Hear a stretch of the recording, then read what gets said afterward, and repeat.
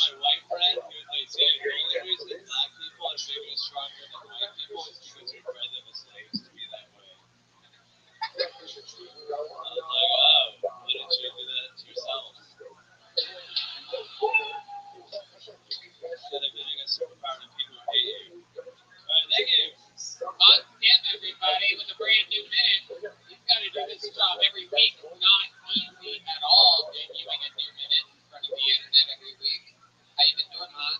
I've been good. I've been hitting the mic. It's 20 mics this week. Oh, wow. So he's like the peak array of Asians, bro. Yeah. He reminds me of the Earl skateboarding Asians, actually. Yeah, it's like the very first state. Let's make more people know what he knows. So to really bring this crowd into it right next to your friends back at home. Yeah, of course. No, our LA comic friends, everybody knows. Death Del Rey and Earl skateboarding. Han, let's talk about it. How's this week been going for you? You having fun in Austin? I've been having a blast. I went to a pool party with all the cool comics, and we changed together with some boys. Whoa, Han isn't afraid to change with the boys. We found out about your 3.5, right? Is that what you said? 3.5 inches? 4.5. 5.5. Oh, okay.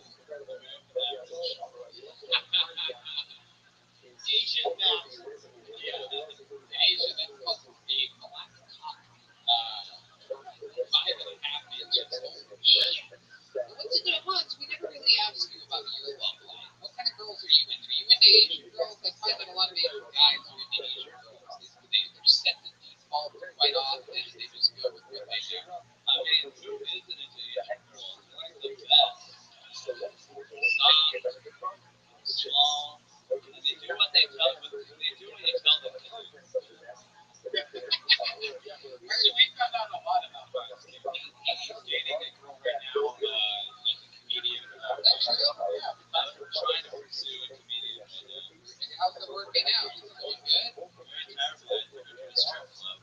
Oh, that's right. We did talk about this last week. That's incredible. Have you made any moves with her since then? I mean, we're cool now. Like, I think we're cool now. So, not gonna take her to any more strip clubs. Have you landed a kiss on her or anything like that? Or are you like Galen Mendoza and just eating rolled ice cream and fucking it up? I'm like David.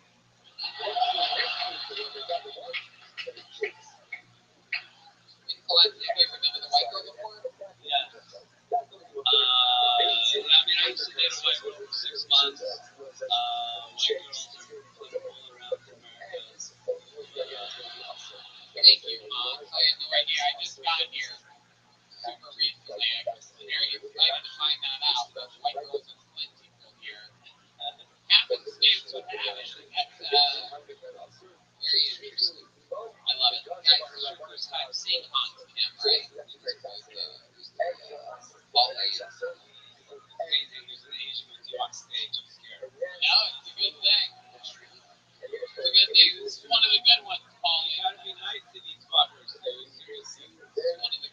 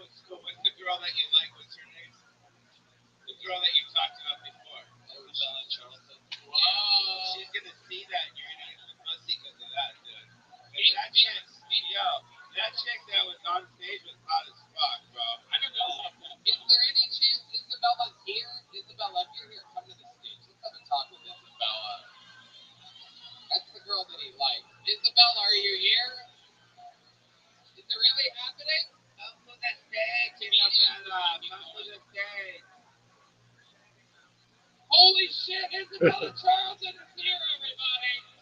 Holy shit. Yeah.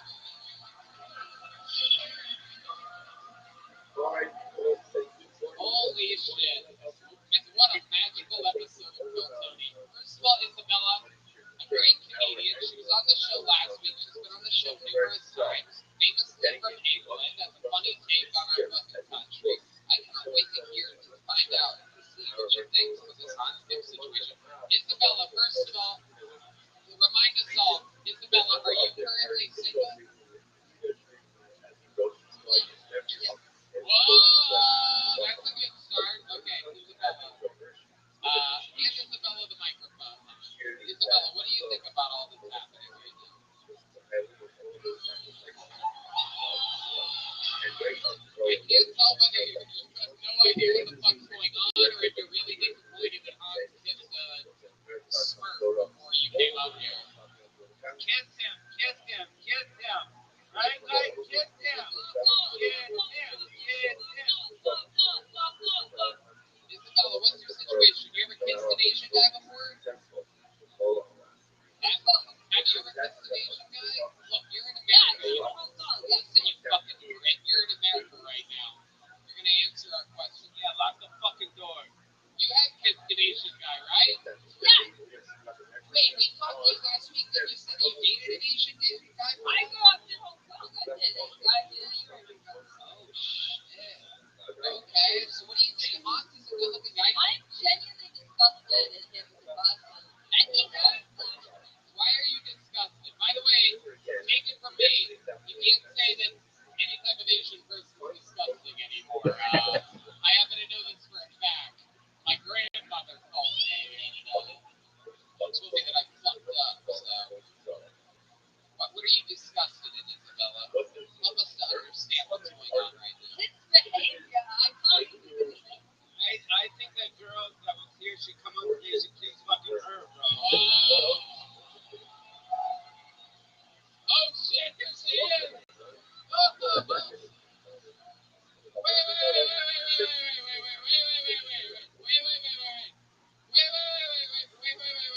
Kiss Hans again.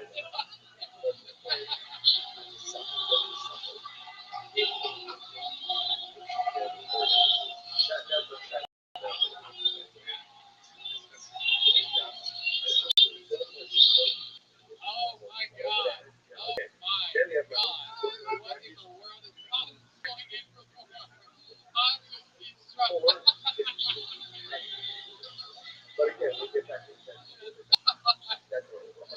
Why? What do you say? The tequila. Sure, don't make any excuses. Hans has been drinking fucking sake all night.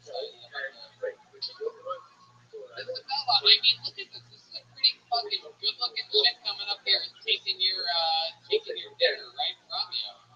Isabella, what do you think about this? So upset. Oh no, don't carry away. Gosh, don't put him in your pocket and run. If she wants to make up a move with you so badly, I don't know.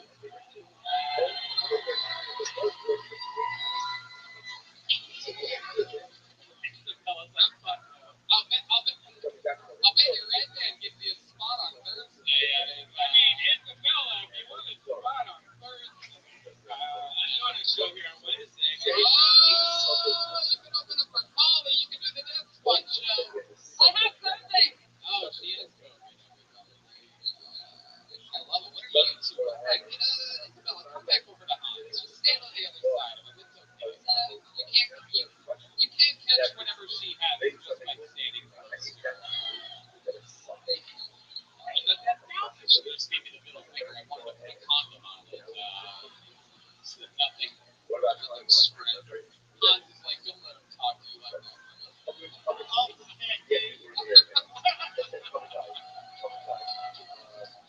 They are just making out. By the way, right now, Hans is like, Isabella, dude. Thank God. Oh my God, he went from fucking Hogwarts to pussy words over here.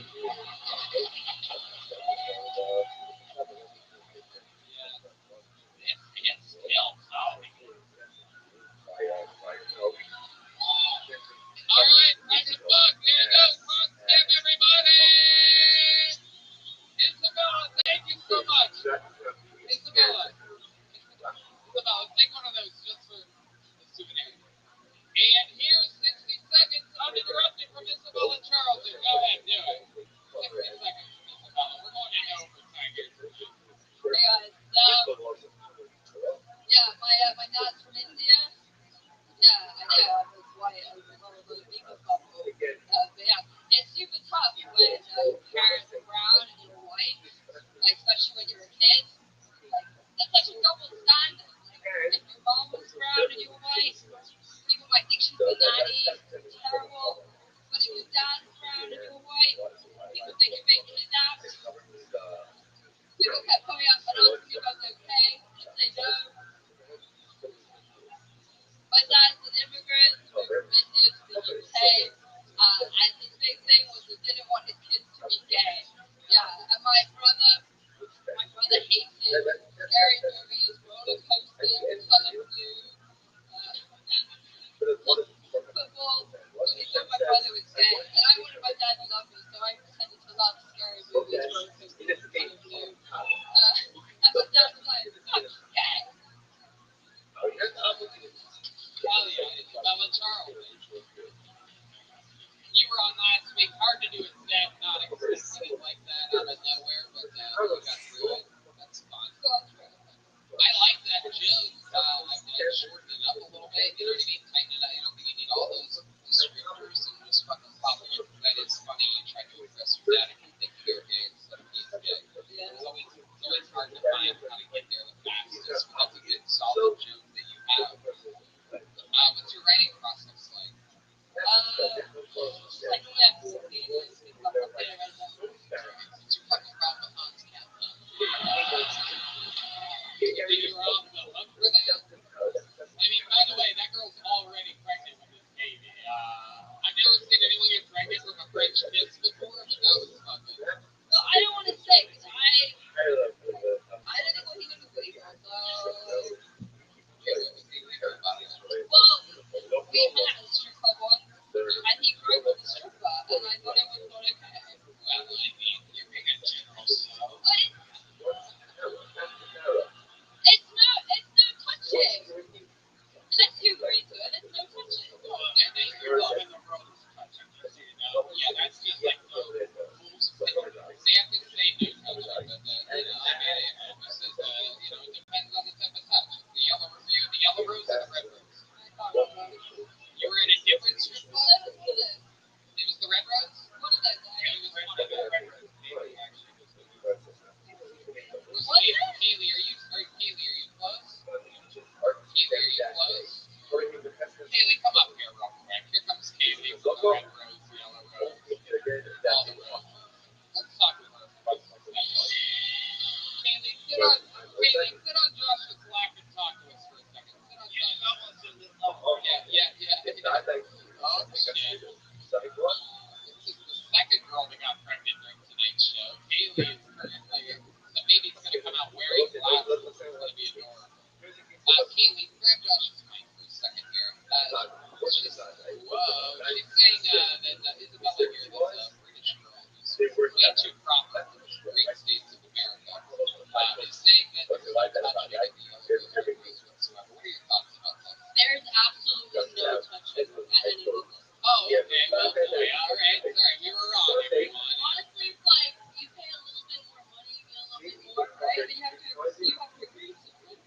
Not always. I don't know how many fingers have been up my butt instead of me saying yes. Wow, look at that. It one time. More than 10 at once? Okay. So, there you go. Kaylee, is anything, what were you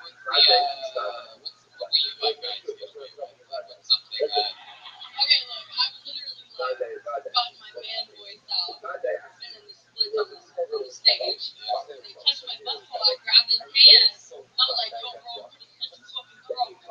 And he flipped that story. It was so like, gentleman. Like, after he one finger. He licked the finger that he put in your butt? I like the finger. That makes sense. Lucky. That makes sense. It's like the bottom of the couch. It's the man, if you're in that bag, you gotta put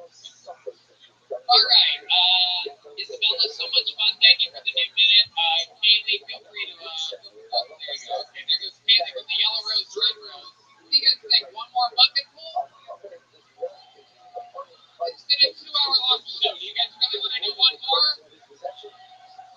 All right, one more. We'll make it quick. And then we'll close this thing out.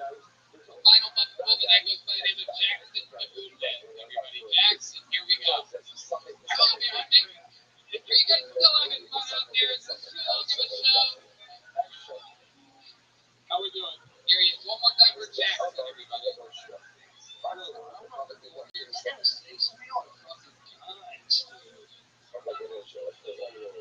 If your general admission, it's like taking a hit. If your general admission wants a shitty news, why are you offended? I mean, it's a joke. I love how Joe Biden gets around to gas prices so he can't get hard on. It's like, dude, if you had a couple blue chew, we could probably fix this gas price problem. Very cute. I love it. Price. Yeah, man, so I've been doing comedy for like 4 months. I gotta say, my parents, they got divorced twice in quarantine, which was hell. And, you know, it was kind of a battle. And they got back together, thank God, but they got through that love phase. Like, you're 50 years old, now you're having sex again. And then all of a sudden, it was like, okay. There we go, Jackson. Bombing as hard as he wanted to possibly bomb here. Came up with an Jackson came up here with an entire notebook full of shit. Didn't look at any of it. He started eating it. That's totally wrong. Eating it like a hot dog competition for the 4th of July. Absolutely wild. You're tangled up in the mic stand. You were pumping the mic stand like a oil worker. Do you carry your manifesto with you at all times? Just in case. Might be called up here. I'll carry it. You're a real white trash. Where are you from? Oh, God, man. I'm from South Georgia. Okay. That's white trash. Yeah, all right. What do you do for work? I just got hired today as exec sales agent. Okay, what does that mean? What are you going to do? So I'm like sales basically, I work for other companies. They come to us if they need like a sales team to generate leads. And Jesus Christ, Jackson. Yeah, what's the most interesting thing about you? I'm going to turn this interview around. Yes, let me ask it again. The most interesting thing about you. You have your entire life as reference right now. I got a music cousin. That's pretty cool. I mean, the manager of the Red Rose Yellow Rose.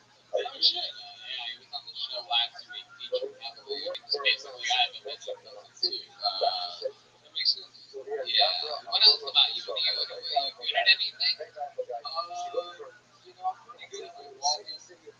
All right, there he goes. Jackson the Goodness, everybody. I think you have the Jackson. You guys ready to end this show with a bang? All right. Ladies and gentlemen, I present to you the longest standing regular in the history of Kilcody. This is the Big Red Machine, William Montgomery, everybody. Oh, shit.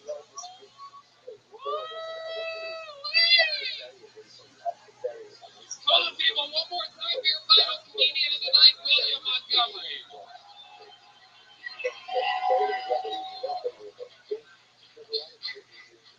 Many people don't know this about me. Following down in Tamaulipas, Mexico. Unfortunately, they don't always understand everything I'm saying, so I brought my translator. Give it up for my translator, y'all.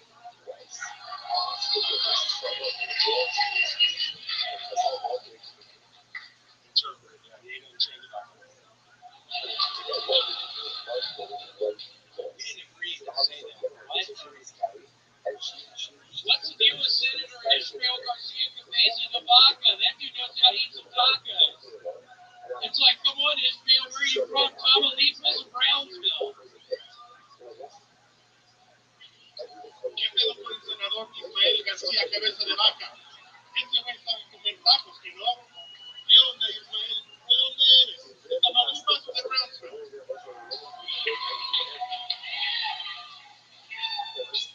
Like Velcro condoms because they're easier to put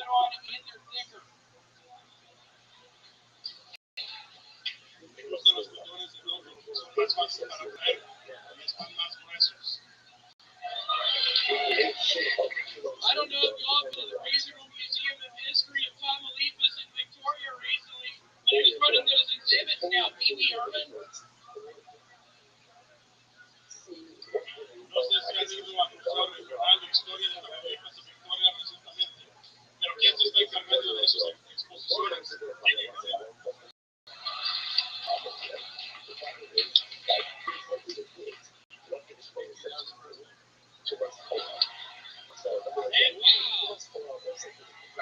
Wow. Oh my god. That was the coolest episode of Narcos I've ever seen in my entire life. Oh my god. I didn't realize your material translated so well to Espanol. Neither did I. Yeah, we were actually talking about this last night. William, I love this look. I didn't. It looked like there was a crossover episode between Dallas and Duck Dynasty or something like that. Shot BB and J over here. I get to stop buying these shirts on eBay. This one's also probably too small. No, it's good. You wear it absolutely. Crowd, doesn't he wear that shirt well? Come on.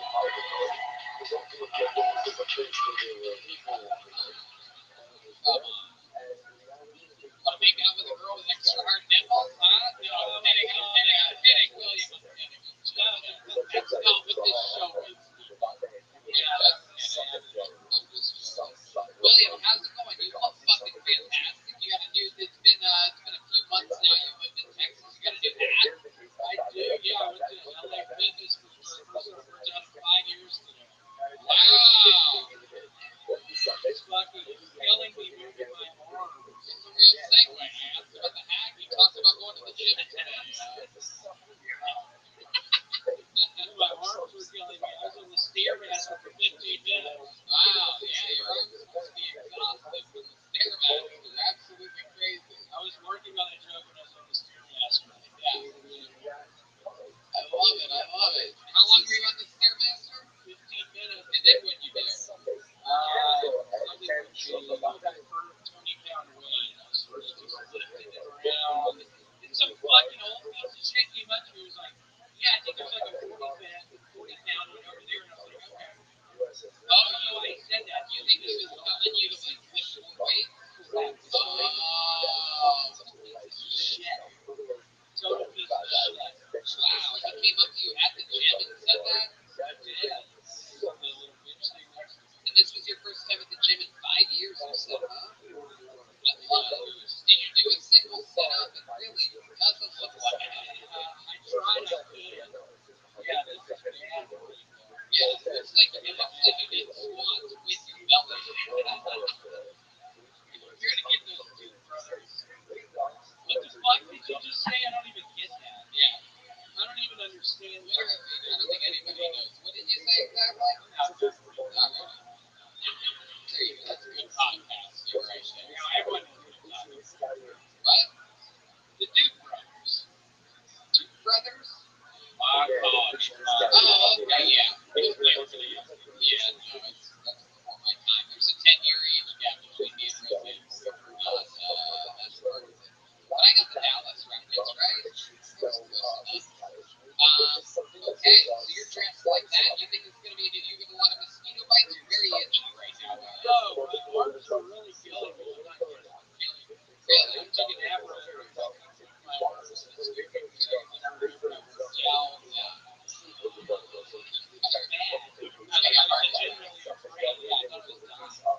my goodness. Well, you look fucking fantastic, dude. I love this. I don't know what A&E show you remind me of, but it's definitely a view. I love it. What else, William? Anything else crazy in life?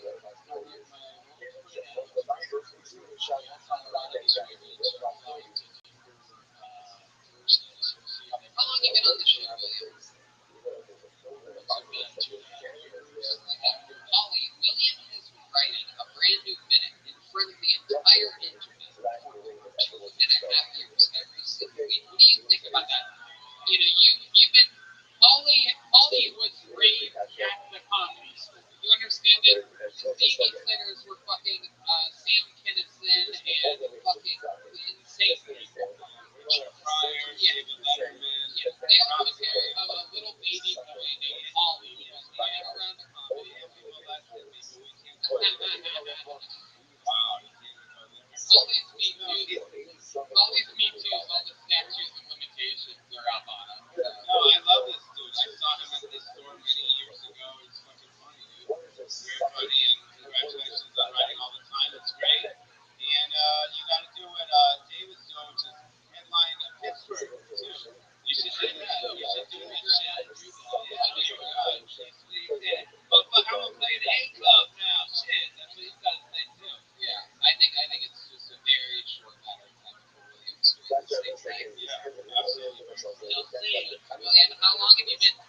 you been sober now? 60 days, maybe. 60 days, ladies and gentlemen. You're witnessing greatness. Went to the gym today for the first time in 5 years, everybody. This is a man who's been doing the job, getting better, and absolutely killing. Now has spots opening before opening for Joe Rogan. But I have to memorize my jokes. Moving onward and onward, doing the right thing, writing continuously. How about one more time for your final comedian of the night, the great William Montgomery, everybody? Guys, we did it! That's an episode of Yo Tony. I'm gonna big hand for the great Tony Shaw! Come on! So fun to get to work with you, good sir. Guys, make some noise for the great Josh Hart! I'm gonna make it here for the Screwball Yo Tony band, everybody! Charles! The great Ben Fioling on guitar. And C Magnus on bass guitar. Remember, you can see Paulie Shore tomorrow in San Antonio, the next day in Austin, here at Vulcan Gas Company. Finish it up. If there's any seats available for that, you guys should be here on Wednesday. Josh Martin, also one of the absolute funniest fucking comedians. Check out Josh Martin. Absolute cold-blooded assassin. This guy was built in the late night at the Comedy Store. A real Comedy Store comedian. So see him and Paulie on here, Austin, Wednesday. Houston, Thursday. Dallas, Friday. And Fort Worth, Saturday. Check out his movie Guest House. Listen to his podcast,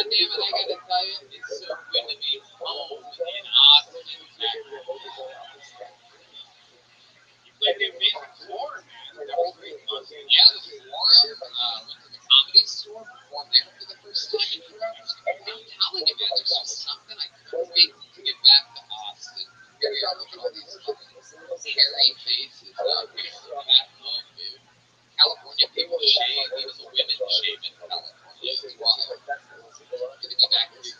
What I am for the band, everybody. This is it. School Peanut Butter Whiskey presents the Kill Tony Band. That's Matt Mueling on guitar, Michael Gonzalez on the drums. How about a hand for my man D Madness on the bass guitar? I mean, it's unbelievable. Our friends from Shazier here, Yoni's here, out there with the loose camera, giving us barbecue, feeding us delicious Sam Smokehouse and Golden Acres. Fun stuff. This is Kill Tony, brought to you by the Yellow Rose and the Red Rose Live from Wolfgang Gas Company, the #1 live podcast in the world. For 523 episodes. Say that right? Wild. Boston Reserve and Gin by Revolution Spirits. I think that's out there. You can get that on the tabletops. So, yes, you get a ginger shot. That is the William Montgomery shot. And also, I don't know if you know this, but actually, I'll say that. Here's a little bit more about the amazing sponsor that made tonight's episode available for you here right now. Hey, y'all, here we are again. And I gotta tell you, when you have squeaky doors, or clogged sinks, or finicky engines, things break around the house, you take care of it. However, when something's off in the bedroom, you just try to not think about it. Come on, man. What are you waiting for? Take care of it already. Go to GetRoman.com/Tony now. Roman, you get a free online evaluation and ongoing care for ED, all from the comfort and privacy of your home. A U.S. licensed healthcare professional will work with you to find the best treatment plan, and if medication is appropriate, it ships to you with free two-day shipping. The whole process is straightforward and discreet. Getting started is simple. Just go to GetRoman.com/Tony and complete an online visit. Take care of your ED without leaving your home. Complete an online visit today. Take care of your erectile dysfunction without leaving your home. Get an online visit today. Connect with a healthcare professional and take care of it. Go to GetRoman.com/Tony now and you'll get $15 off your first month. It's really time to take care of your ED. Remember, get started today and you'll save $15 on your first order of ED treatment. Get hard as a rock. Go from Kill Tony to Kill Tony. Go to GetRoman.com/Tony now. So you guys ready to start tonight's show or what? Ladies and gentlemen, very, very exciting. Every single week I have one or two of the funniest people in the world as guests on this show. This week is absolutely no different. These guys have both been on this show before. Both regulars of the Comedy Store, two of my favorite comedians in the world. Ladies and gentlemen, this is the great Kyle Dunnigan and Kurt Metzger, everybody. Wow! Unbelievable comedians. Yeah! Kyle Dunnigan, Kurt Metzger. They're here. We're doing this shit. You guys have been here before. Kyle Dunnigan, for those of you that don't know, has literally the funniest videos on Instagram and YouTube where make things taste like Kardashians or crazy shit. Kurt's an amazing writer, yes. And you can catch all of that at youtube.com/Kyle Dunnigan. And that's it. I'm going to take off now. And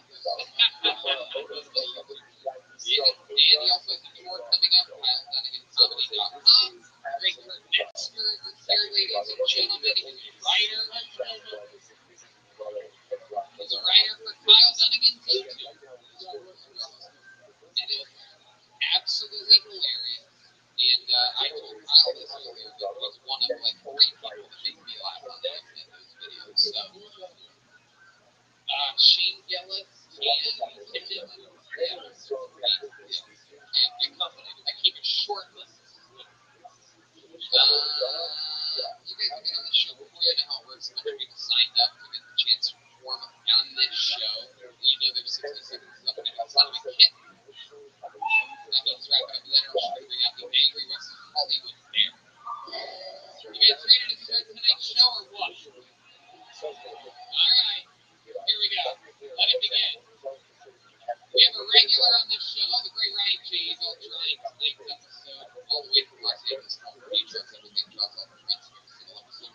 local artist Chris Rogers back here trying not to get the show goes on. Anyway, let's start the show. Your first comedian tonight is a regular, so instead of pulling a stranger out of the bucket, we're going to start the show with a little bit of a bang. He's got his big regular just a few months ago. He absolutely destroys. We fucking love him. This is the great Hans Kid with a brand new minute.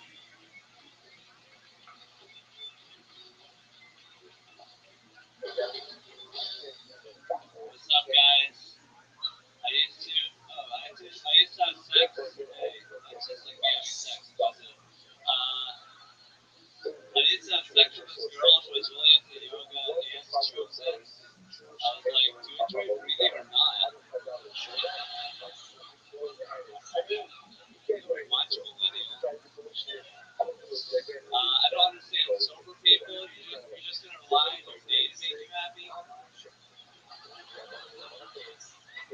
Jesus Christ, take some control back in your life. Just be the truth of the economy. But I was talking to this drug addict, and he was like, dude, you have no idea what it's like to have been a drug addict. I was like, I know. If only you guys would write books or movies or TV shows, take paychecks or sing songs.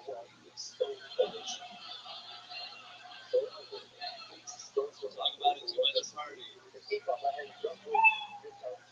That's another new minute by Hans Kid. Make it look easy. Starting the show. Real chill. Still got it, my friend. The thing about Asian comedy is you're still hungry for more afterwards. You son of a bitch. How dare you? I can't believe you just said that. How's life going, Hans? What you been up to? Amazing. I have girls giving me, so I get used to that. I went camping recently. We should have dated and I met up to Tony. Oh, very nice. Kyle and Kurt might not know this, so Hans was made a regular on the show, and I made it my life's mission to make his life as amazing as humanly possible. And so I literally have like beautiful women make out with them every week on the show. Thank you. Look at that. You got this is what I'm talking about. The buzz is out, my bro. That's right. Yeah, absolutely. That's exactly what's happening. I want everyone to know this is how Asians get treated on my show. I roll out the fucking red carpet and just have beautiful strippers come up and make out with This is what could happen if you right? And it's only rewards. He never does bad on the show. If there was ever a week where he did bad on the show, It's a lot of pressure. I love it. I went camping. Yeah. So Kevin's camping trip. And I almost drowned in the river, and my date had to come rescue me. Wow. I felt a little effeminate, but happy to be rescued. How did you almost drown? What happened? So her wrap punctured and I tied her on my waist and I swayed in my goggles. How do you puncture the rat? Didn't the company try to ban feminine men like you? Really can't pull a rat. What happened to the rat? Your needle dick chicken? Oh, come on, man. I'm kidding. Everyone knows Asians have huge claws. Thick, girthy, massive. If anything, your dick could have blown the cat back up again. So you don't know how it got punctured? We ran into the bank without a shirt and was like ready to go. We ran into the bank. Was he a Jewish girlfriend? Just kidding. Again, these racial stereotypes are not condoned by me. I'm going to edit all these out. I can't always remember to edit the things out that it's funny when I say that. People are just listening to it. So what else, Hans? Did you get laid? I feel like you did this as a trick. Oh, I'm drowning. And the girl comes over and you just start butt fucking her, right?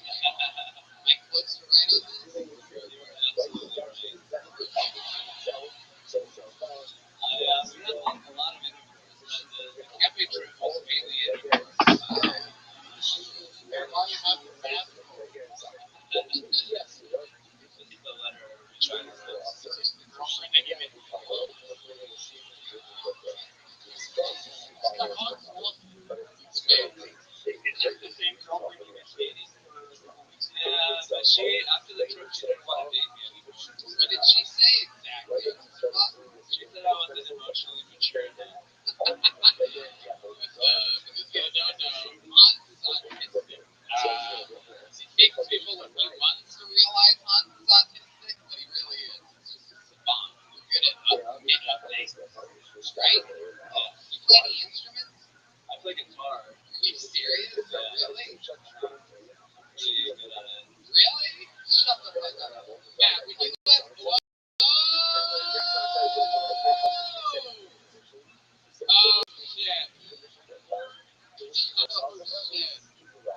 I'm gonna spend so much time making hot chicks throw their tongue in Hunt's mouth. I've never asked him if he actually knows how to do anything else. It's crazy. The kid can do everything. More than just her lips. You're gonna play us a little something?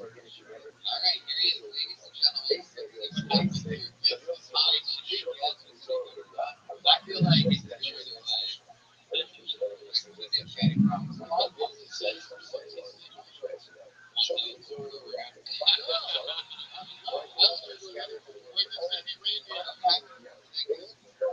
am almost positive this is going to be good. But at the same time, I could like see him strumming that beat like, oh, it's a year away. We gotta not Carlson. So he's really gotta get this right. So he definitely has that first chord. Small hands. All right, ladies and gentlemen, this is Hans. How many of you think it's going to be good? How many of you think it's going to be bad? All right, a lot of haters in the cheap seat up there.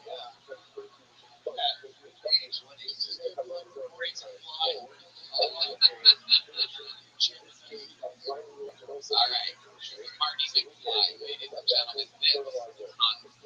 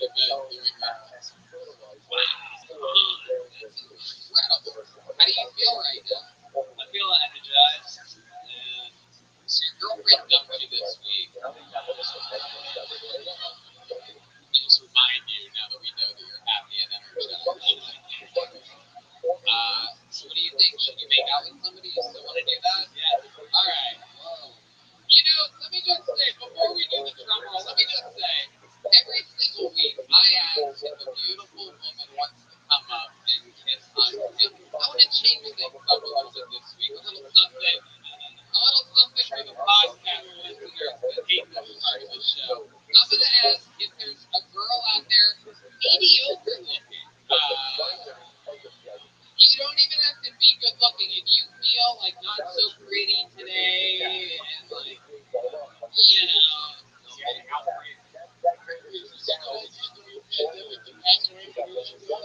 already 12 episodes into this. Everybody get their own issues. That is that we've already done it. White on steroids. I've had COVID 17 times now. Anyway, for an autistic guy, you think his numbers jokes would be better. Hans, what do you think about what do you think about me asking if a mediocre girl wants to make out with you? I think that's wonderful because they have, like, you know, they need more. There you go. Come on, are there any half good-looking girls, or do I have to ask for a beautiful? Is it only like a beautiful girl only thing? Come on, 6s or lower. If anyone wants to come up and make out with us, if you think you're a 6 or lower, also, how could I forget this? You get one of these if you do it. And I Kiss Hans Kim official T-shirt. The Kill Tony logo on the back. Asian style font. I believe it's called. I believe that's the fish eggs, wingdings, hangbangs. I'm not sure what it is. The good thing about kissing me is after you kiss me, you're still hungry for more.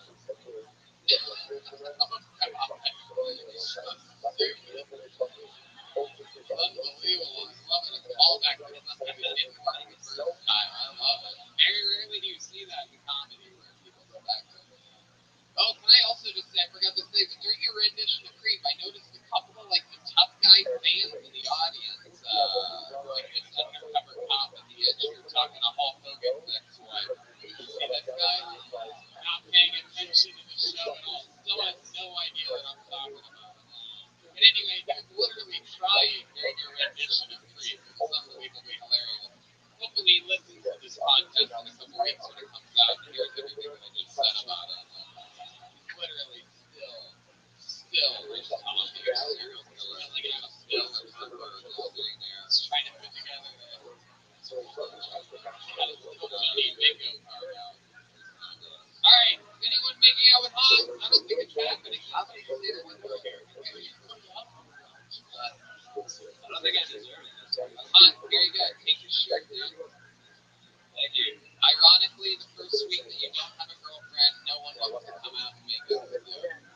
They open it up to you. I mean, you shouldn't feel bad. You watched the last 10 episodes. Yeah, it's great. Hans, an unbelievable performance. So great song on it. Whoa! Wait a second. Wait a second. Hold on a second. Hold on. Everybody stop. Wait a second. Wait, Hans, correct me if I'm wrong, but is this the girl that milked you? Oh, yes. Wow. Oh, what a hero. Come up to the microphone for a second. What's your name? This is Rabbi.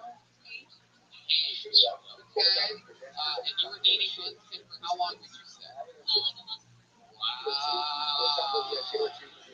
Like, what were some of the highlights of dating Munson? Like, when you look back and you have, like, flashbacks to it, when getting fingered at water. All right. Great.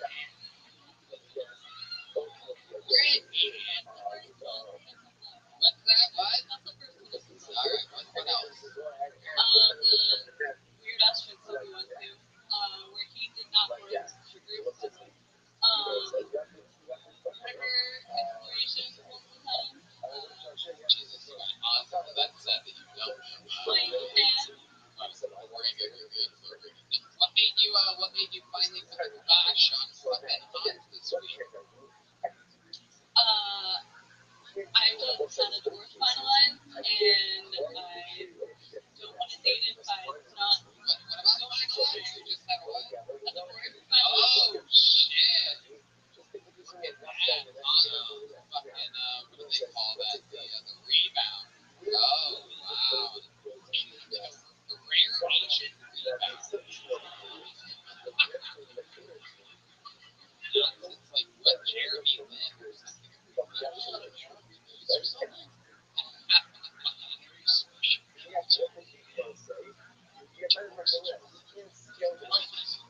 Hans was your rebound. So all of a sudden you go from this happy marriage. Next thing you know, you're getting banged in the back of a van by an Asian guy. Cops are knocking on the window. So what do you think? Do you think there's still a chance for Hans? You're gonna at least bang him every once in a while? You're gonna be a good friend with benefits? Or is it just your emotion? I broke up a week ago, so I'm still keeping San Antonio with his friends, and may or may not have got some close over there. Hey, Hans! Hell yeah! So yeah, I guess what I'm really asking, what made you come here tonight? Is still Girlfriend. We have fun. okay. Alright, yeah, it does. Sounds like John divorce can't be over 5 minutes. yeah. Cool. Once you Get married in a relationship, no. Younger men into a short stint.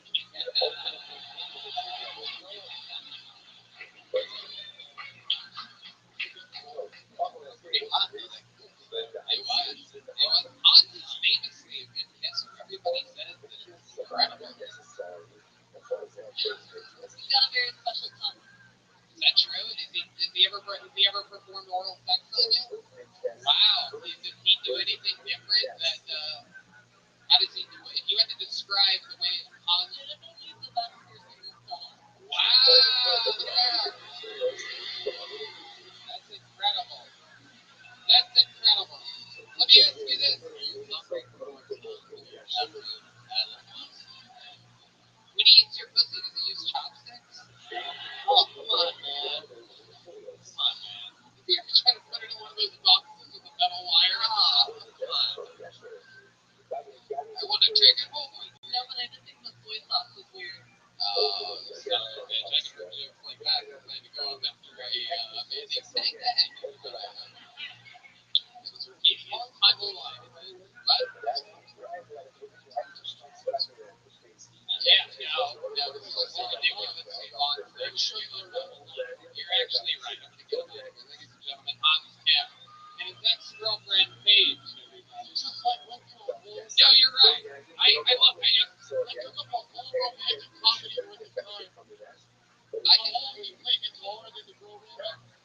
It really is. We should do another episode of Joe Tony once a week where it's just talking for an hour and a half. All right, everybody. I pulled a name out of the bucket. So your first comedian doing an uninterrupted 60 seconds tonight who we don't know at all. Goes by the name of Jamie Gravy, everyone. Other people sign up for the show.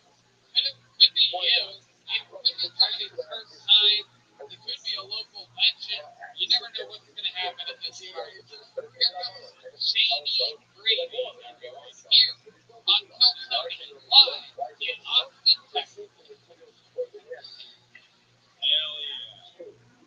Guys, I just got my first threesome. Thank you. I will admit it's a little overrated. It's a lot of work for threesomes. I think I prefer mono. The best part about the threesome really is tell your friends. When you tell your friends, they all ask the same question. They're like, Jamie, was it a two-male threesome? Or two-female threesome? Well, that's very disrespectful to the third male.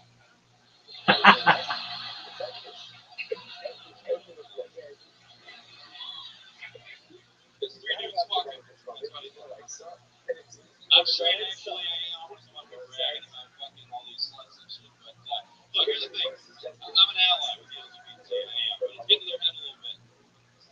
LGBT was high school at the time they had it. Now it's LGBTQA+. I'm like, for God's sake, I'm about to get a letter and piss somebody off. We need to consolidate this. Not make it longer. I figured it out. 3 easy letters. G-A-Y. Yay.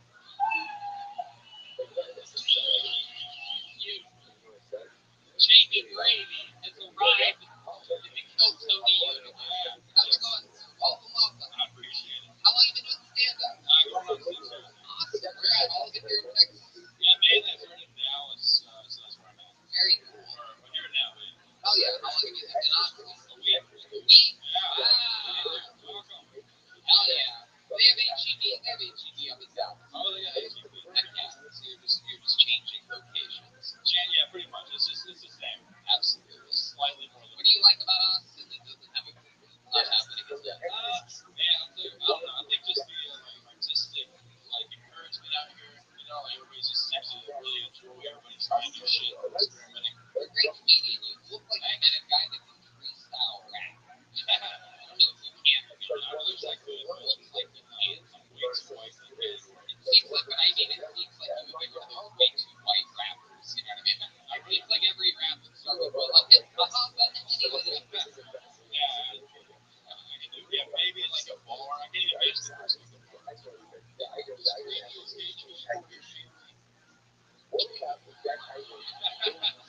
On my social too? Oh, by the way. No, it's a stage name. What made you go with JD3? So my last name is Rabbit, right? And people just kept pronouncing it incorrectly. The open mics, they were adding like D's on it, Rabbit and shit. And I'm not fucking not true. It's just Rabbit phonetically sounds. So it's like Rabbit's a middle name. Primary school name. So just went by that. Yeah, it's a D thing. Enough. It works. How old are you? 32. What do you do for work? That's it, baby. You just do stand-up comedy. Yeah. Okay. I love it. What's your living situation? I live with 3 other comedians, so yeah, fucking shout out to the bag of that big bag. Hell yeah. You're actually really good. Okay.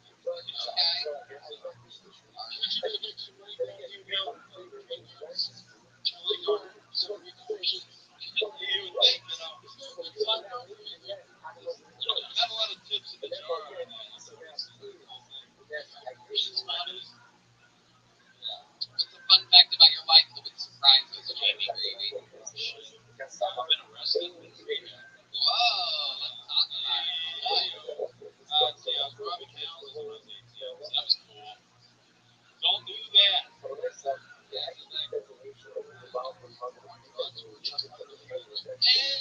just an asshole in high school. So I just kind of doing it all, doing drugs, and then just like thinking you're a fucking Oxycontin.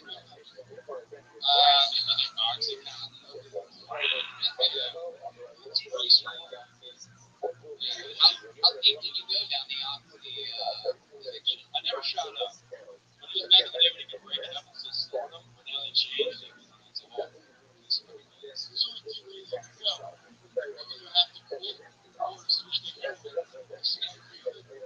Yeah. You know what I mean? Yeah, that's a cool thing. There you go. For those of you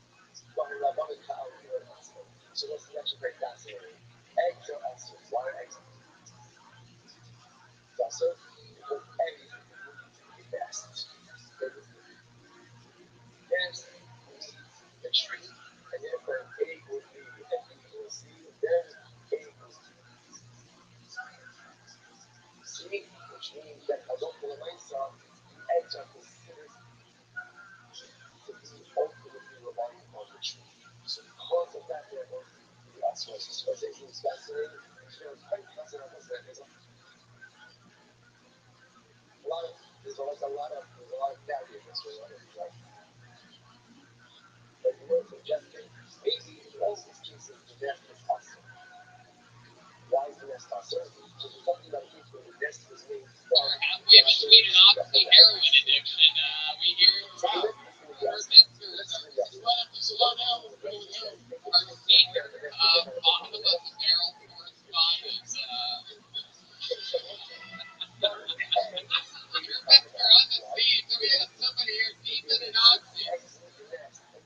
You see this in the comment. No, I'm not.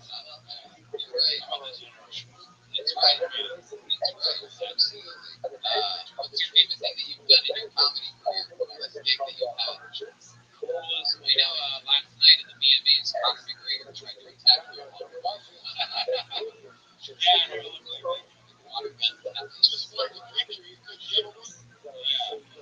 Probably get what? I got my first book recently. That was in the okay. That's my favorite. It was memorable.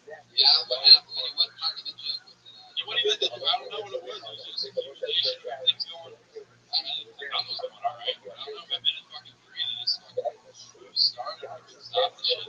Right? Yeah. That was soul crushing. Damn. Kansas City. Why do you think it went that way? Were they booing other people? No. Was this a white audience? No, it was a black audience. And you're out there doing jokes about banging multiple dudes.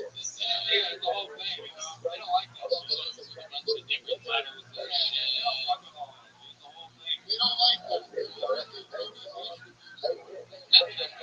Yeah, they like fucking hard-hitting shit. Pussy. Yeah.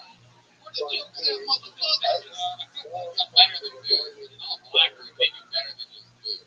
Yo, fuck you! Oh, yeah. I know what you're going to say. I know what it's like. I kill in black rooms, but I've seen, like, you'd be surprised. They just have their own time pretty quickly in a comedy show.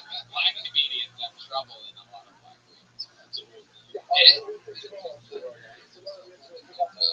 in Atlanta, they used to do a thing called trees, where the whole audience brings their keys, like a key ring, and the comedian starts to not entertain you at all. These are all black shows. You jingle your keys in your hand like that, so it starts with like one person jingling their keys, and then it grows. Like there's times where people fucking fail, and the whole audience just fucking swinging their keys, and it creates this insane noise. That's how cool. Like when I talk about like black hecklers, like that's how cool that was. Tyrone. Yeah, I'll definitely. Yeah, that's got a jingle to it. It's so funny. It really does. Jamie, I love it, man. Fun times tonight. Good set. Nice meeting you, dude. Yeah, funny again soon. Absolutely. There he goes. The Kill Tony.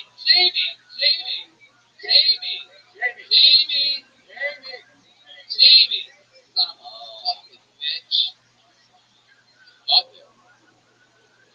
I don't really care. It's a joke, bro. Here he is. Here's Jamie Gravy, everybody. Ready? Your next comedian goes by the name of Clemente Villegas, everybody. Clemente Villegas. The bucket of destiny is spoken. Here comes Clemente Villegas, ladies and gentlemen. This is definitely a Still Tony debut. I would remember that name. Here he is. Here he is, Mr. Clemente.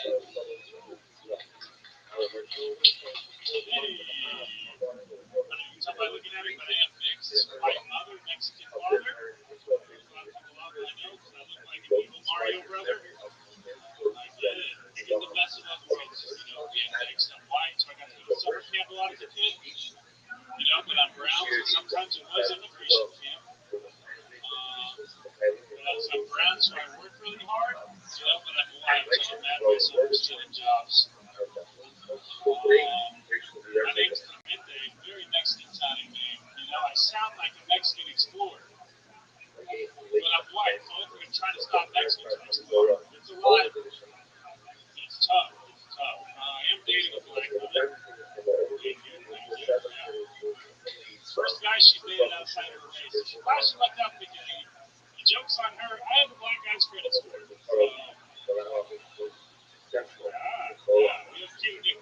Southern, you know, Aguinaldo. Okay. Thank you. Rates hard on that one. Clemente. Welcome to the show, Clemente. Thank you. How long have you been doing comedy? 4 years. 4 years. All been here in Texas. Yes, I just moved here a month ago. Where? From Amarillo, Texas. Why do you Some people know it. No, that's your hometown. Oh, we do. Okay. Hey, Madness, you made a lot of noise on that Amarillo, too. Is that just you just thought it was interesting. See, basically everywhere is Amarillo when you're D-Madness. This is really bad. What's the name of the place? Logic Creative Street. Yeah. It's South Dakota. Actually, still live there. Well, some of the younger guys. Dave, we're not allowed to record. Thanks, Tony. Yeah, it's a live comedy thing. We lost it. No, I don't know. No, because the comedians can still record their own set. They don't have it anyway.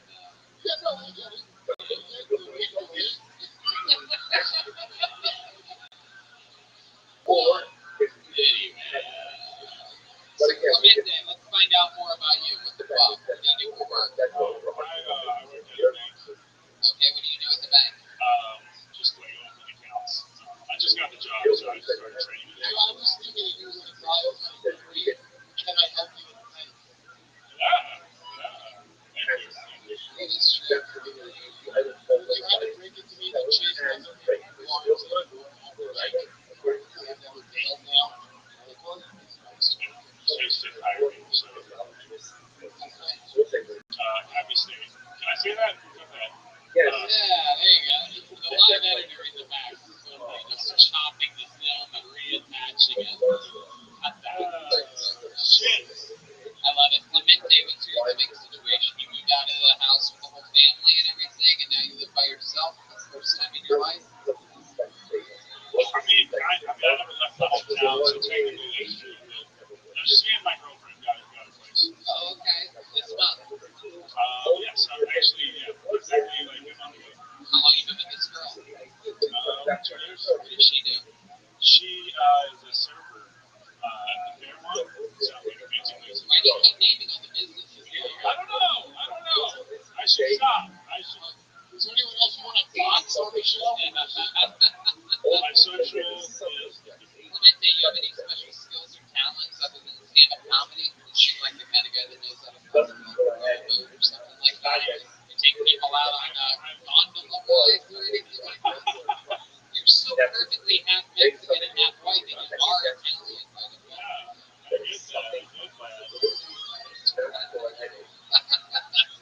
I did just get a paddleboard, so that's exciting. I picture you as the guy in one of those paddle ducks. You know what I mean? I can see you, you ever taken one of the big ducks out for a ride? So what were you saying? Would you have, other than the paddleboard, what else do you into? I think I was doing jiu-jitsu before I moved off, so now I can't afford to do jiu-jitsu, but, I know. I love it. You go out for fun, you do things at nighttime. A lot of bikes, trying to get fun. Other than like comedy, anything interesting about you whatsoever? Like anything we should know about your entire life? You have a big family? Yeah, I have a big family, mostly in El Paso. Do you have any weird medical pre-existing conditions? Yeah. What do you have? I have a massive hypothalamus not cancerous. So, Wow, is it growing? Is it getting bigger? I haven't checked in like 5 years. Oh, that's perfect. Yeah, absolutely. 100%. Well, Clemente, long time, not getting much out of you. What do you guys think about Clemente's jokes? Talk a lot about being mixed, half white, guessing your dad's the Mexican in this, right? Okay. What did he do? How did him and your mom meet? He was just like a really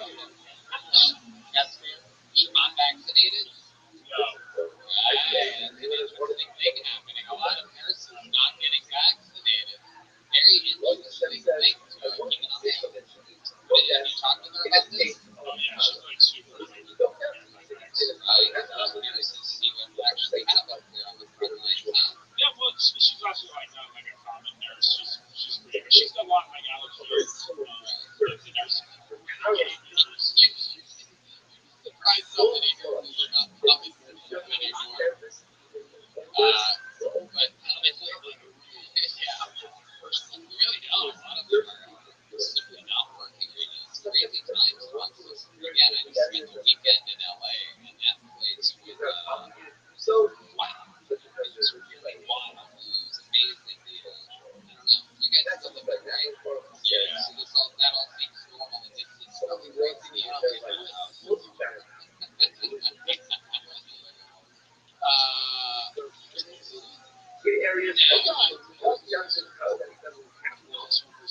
yeah. No, I'm not talking about the homeless. I'm talking about the people in the audience close together. Not us right now. You don't have a mask. I think it's right. You can take it off. Just not at all. Comedy store, they always have a mask on. Comedy store, everybody should take it off. Yeah, and none of it makes sense. This guy is still up here. Well, Midday, thank you so much for coming on. Your Coach Cody debut. Here you go. It's a joke book from Bonsai. Custom made leather joke book. How exciting. They smell great.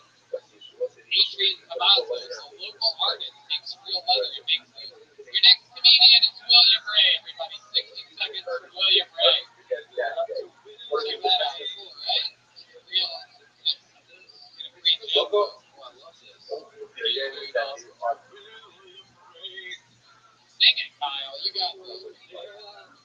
He's got a minute. All right, here he is, William Ray, everybody. I was looking at myself today, and you ever see those watching? Yeah. That one really snuck up on me. But hey, man, it's what it is, you know? Okay, white guy. I'm not mad about it. And even if I were, what am I going to do? Go out there and try to catch some clowns? Could you imagine if I started a protest and was like, all clowns can be kicked? I can defend them in Philly. They have been silently mocking me for years. Don't think I haven't noticed that shit.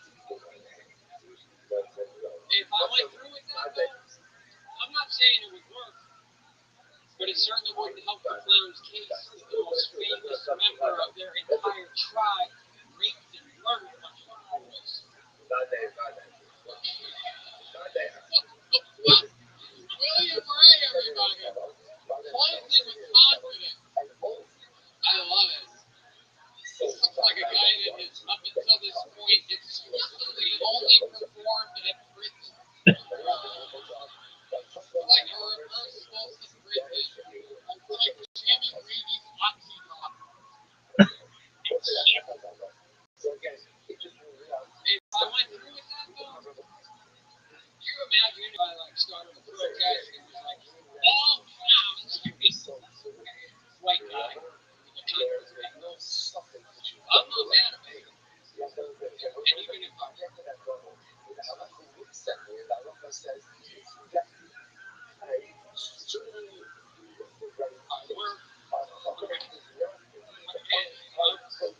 white guy.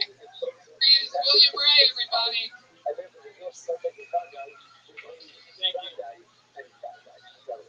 So, I was looking at myself in the mirror, and you ever see notice when you're watching? Yeah. That one really snuck up on me.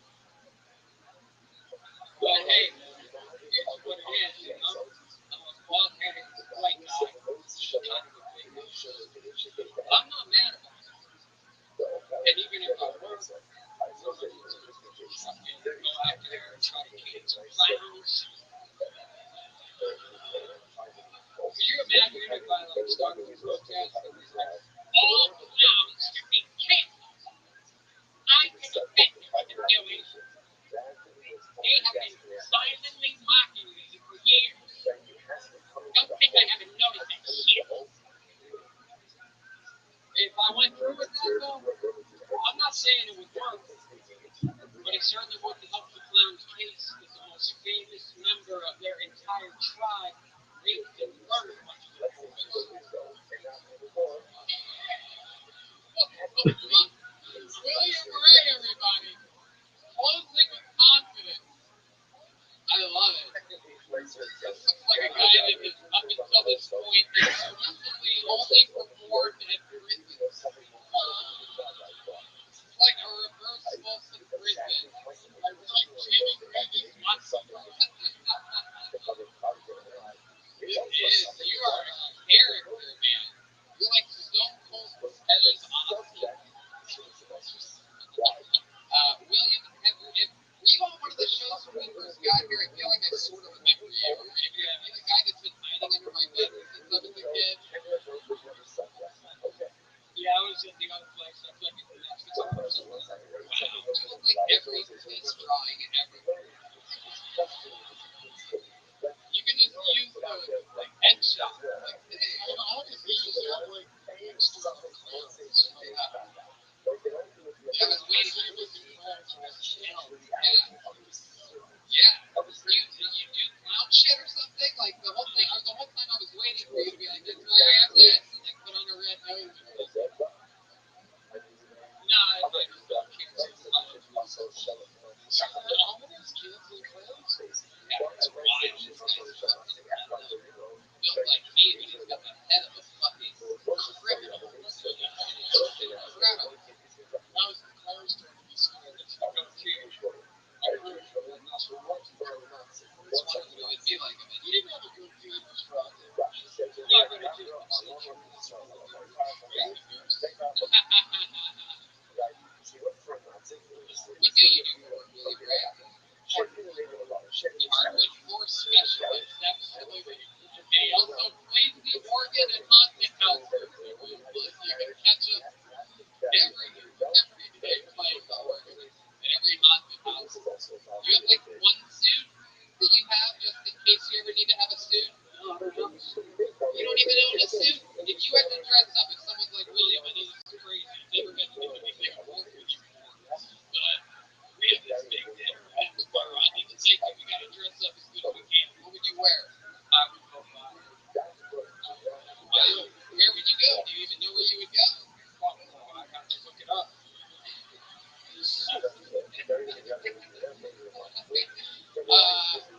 How old are you? How long have you been doing stand-up? This is my fourth.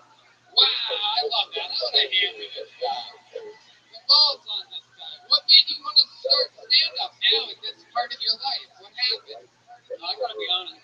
This show. Really? They let you listen to this in jail? Have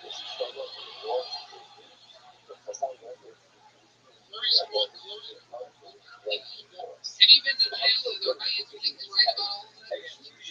Hell yeah. What was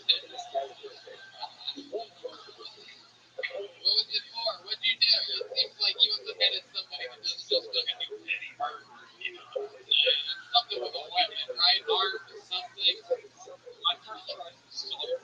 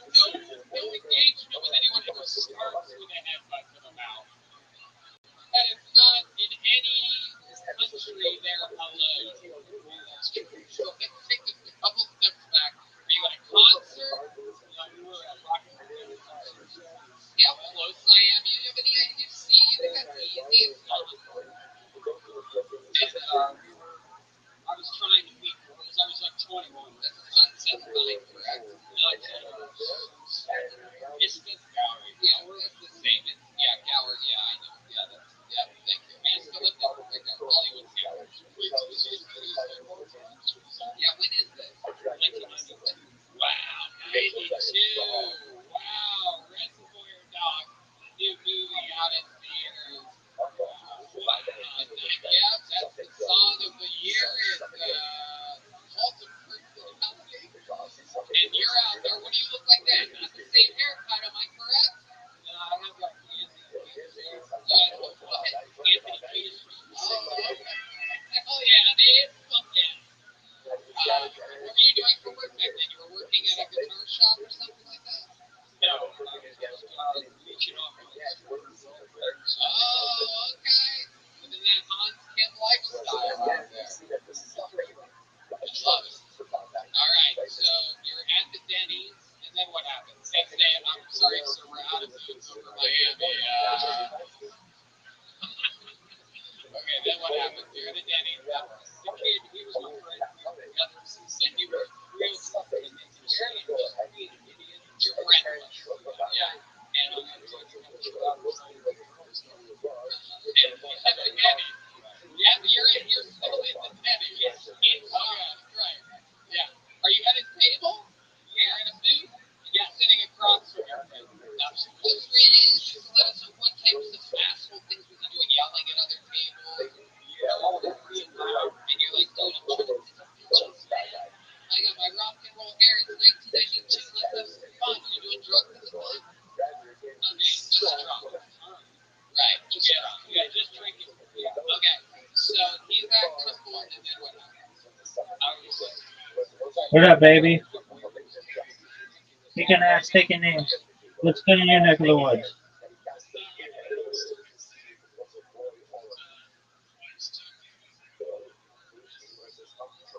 Oh boy. Okay, what's going on?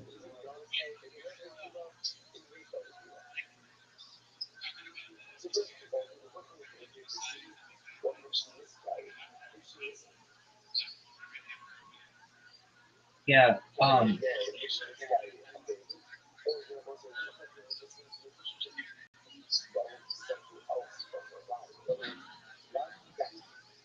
Okay, so I heard you talk about Mashiach. Then what?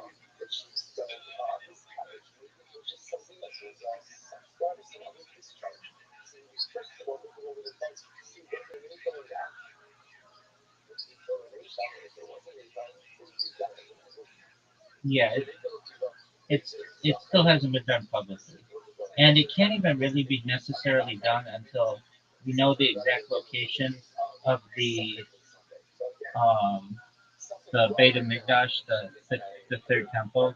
It has to be done facing the front door of the third temple, and since that doesn't even exist, then it's really not something that is practical. I mean, if you had like the blueprint, okay, then you could do it, but the area in the of the Mount of Olives would have to be um, basically um,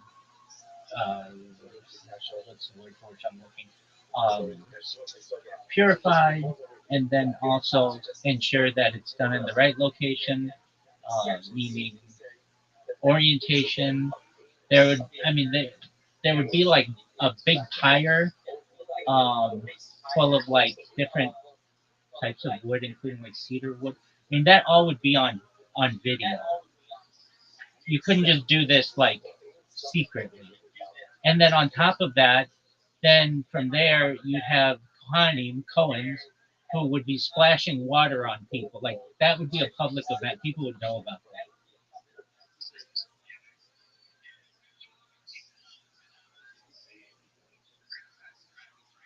Oh, blueprint's done. Blueprint's done. It's the Temple Institute, but um, that's going to take some time to build. Obviously, once the Dome of the Rock and Al Aqsa Mosque are either removed or destroyed or whatever happens with that, and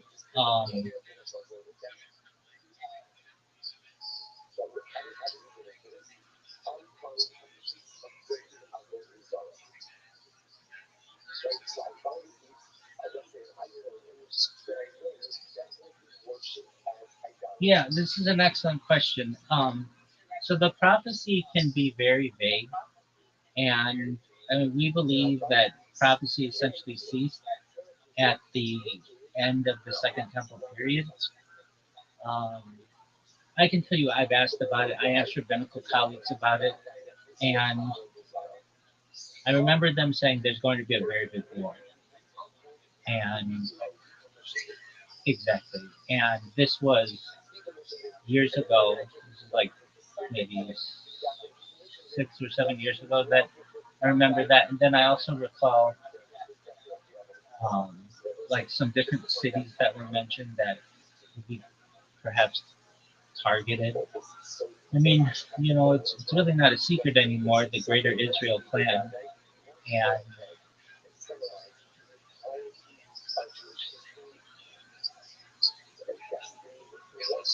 yeah, well, I mean, the goal is world domination. And if that freaks people out, it shouldn't. Every civilization that's ever existed has wanted world domination, whether it's the British Empire, the Roman Empire, the Mongolian Empire, the Japanese Empire, the Chinese Empire, the United States Empire. Every civilization has always wanted to eventually have every control over the entire world. That isn't something that is to be surprised. Now, what shouldn't scare, I mean, that could be scary to people. I absolutely understand that, especially when you get some very far um, leaning individuals, especially within some of the different movements that basically say, everybody's going to be enslaved, we're going to rape everybody, and all of these things. That's the beauty of Mashiach. Is Mashiach is supposed to bring the world together as a leader and to usher in a period of peace, also to revivify the dead, to build the third temple, to rebuild the second temple, to essentially clarify who there are some really gray areas in terms of who is a Jew, especially in Israel. Right now, of Israel, about 20% of Israel is like Muslim or Christian. And so that means 80% on their ID it says Jew. However, of that 80%, only about 40% of them, 40 to 50%, are actually halakhically Jewish, meaning they can get married in an Orthodox shul or temple, Orthodox, not temple, synagogue. Um, and so those who cannot have to go to a place like Cyprus and get married. And so that means of Israel, it's actually not a Jewish, halakhically Jewish majority country. And that's hard for a lot of Israelis to swallow when they fall in love with someone and they're not able to get married in a Jewish ceremony. And um, so Mashiach's supposed to figure those things out and supposed to bring in the exiled nations. And we look to that period of time. Uh, there's some specifics that are given about who he will be. He will be of the line of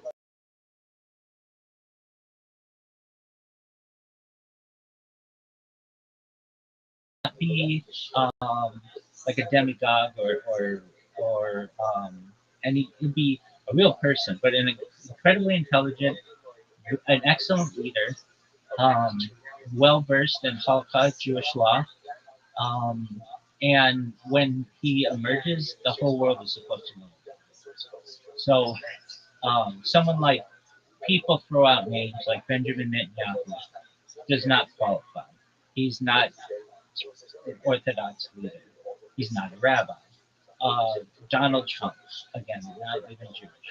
Um, there are arguments to be made that there is a Mashiach in every generation, and so there are some people who say that the like Rabbi Menachem Mendel Schneerson, the Rebbe who died in 1994, that he, June 12th, 1994, something like that, that he was a Mashiach for his era. Um, some people have said the same about going back to antiquity, to Bar Kokhba. But really, it's pretty simple, so to speak, who Mashiach will be. The whole world, because I've asked this question, the whole world will recognize him when he emerges. He will be of the Davidic line, be a great Torah leader. He will be the person to rebuild or re-rebuild the Beit of Mikdash. So the person who leads that will be that individual. Um, will be someone who helps to build peace amongst the nations.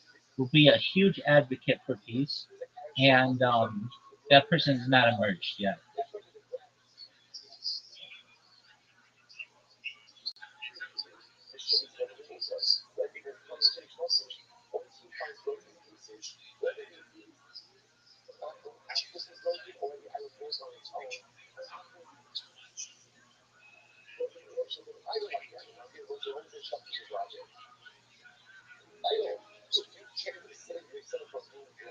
Yeah. So, um, well, I'll give you the Halakhic or Jewish version, and then what I actually think probably is more accurate or could have been more accurate, which is not accepted within mainstream Judaism by any means. But I think it's practical and it helps to bridge a gap. Okay, so a major issue occurs with his lineage when his mother says that she's impregnated by God. When that causes all kinds of issues within Judaism because we need to know who the father is. It tells us what tribe he's from, and also if uh, this is a prohibited relationship, then there are issues that occur and they can be brought before based in a judicial court or then the Sanhedrin. Basically, we need to be able to trace this person's lineage, and that's not able to be done when she says that she was basically impregnated by God, so to speak. So that causes a lot of issues. A lot of other issues, and I can say that, like for instance, the stories that are given of the Nazarene flipping tables in the temple due to essentially taxation that caused issues. Certainly, issues with interaction with the dead, or perhaps also just preaching that they are um, something aside from being fully human. Now, you've got to understand, and I think you do, that the Nazarene never wrote anything down, nor did anyone who ever met him. These were only people later on, like he died. I think the I think the uh, historically he it's referenced that he died approximately 33 in the Common Era, but perhaps as early as 29 of the Common Era. Okay, and the first people to write on the um, on the on his life were, well, I should say none of the Gospels. He never met anybody from the Gospels. So Matthew, Mark, Luke, and John. He never met them, to my knowledge. Now, again, you go to a Christian theologian on this, but um, from what I understand, John is the earliest written gospel, even though it's not first, like theoretically or historically, that's what historians state. And that happened around 69 of the Common Era, so like 40 years later. And so, um,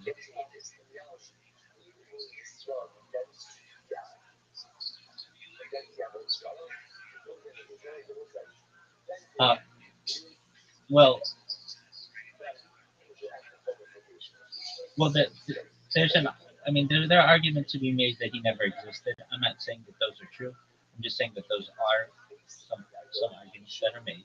Um, I am someone who I mean, he's written about in the Talmud.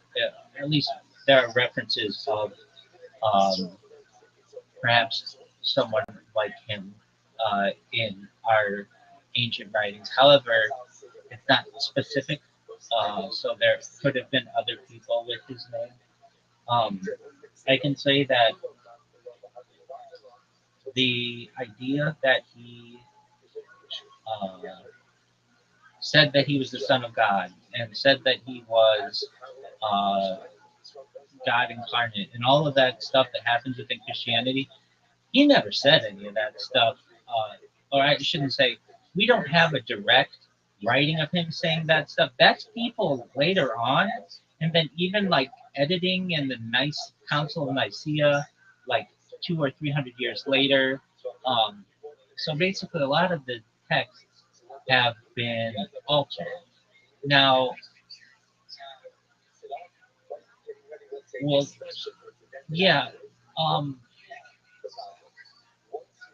well, so as I understand, he was seen as an enemy to the Roman government, and especially at that time, um, Pontius Pilate, who was the local uh, governor of the area, um, felt that he was a threat, and so did the Roman governorship as well. And so they got and and so basically they went to the Sanhedrin and said, "Is this your guy?" And we're like, "No, that's not our guy. We don't have anything to do with that guy." And they're like, "All right, well, this person's basically a threat to our authority, and you can't do that, and so we're gonna kill him." And the Sanhedrin is like, you do you. Crucifixion is not an approved of capital punishment within Judaism. So when people say Jews killed the Nazarene, I mean, if it were stoning, if it were one of it,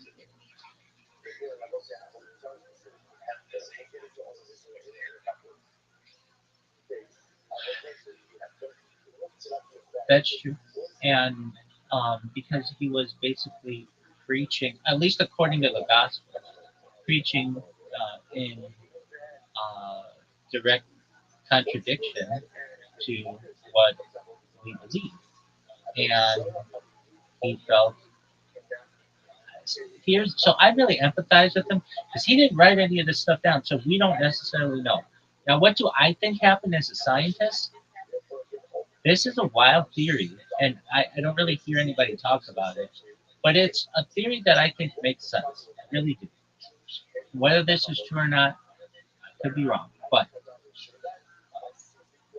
since the dawn of time, we've had alien abductions, and this is something that has gone on at least from if you go into like Bob Lazar and the writings that he had discussed and being a whistleblower that he read from the government that basically humans were seated here on Earth and aliens have been doing abductions for tens of thousands, if not hundreds of thousands, if not millions of years.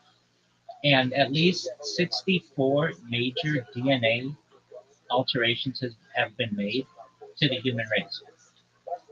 And, and in addition to that, there has been some aspect of um, artificial insemination with some hybrid beings. Um, Pardon me? Yes, they do. Absolutely. And so, again, I don't know what happened,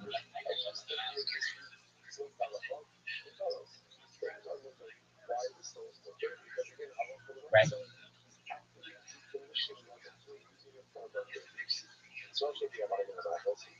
No, no. It's more like an all powerful, omnipresent being, but not like an individual in any way.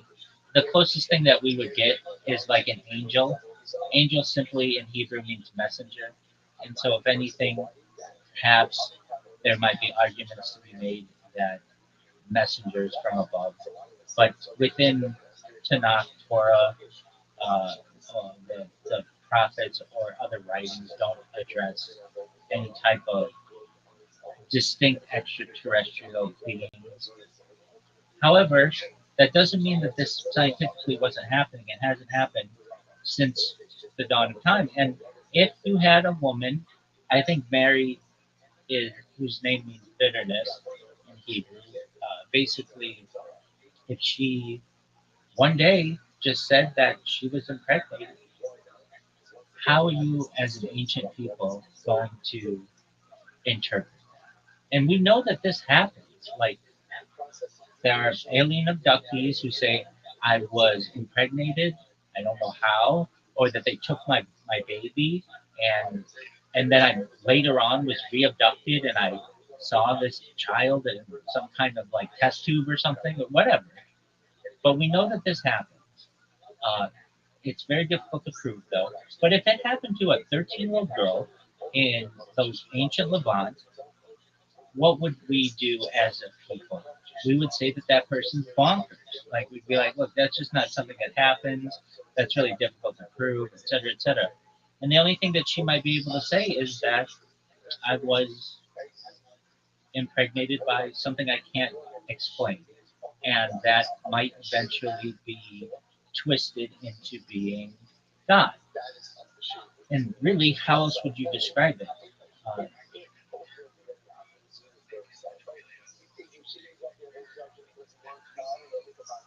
they're just they're extra uh, intelligent beings. God is a different situation, but I understand what you're saying.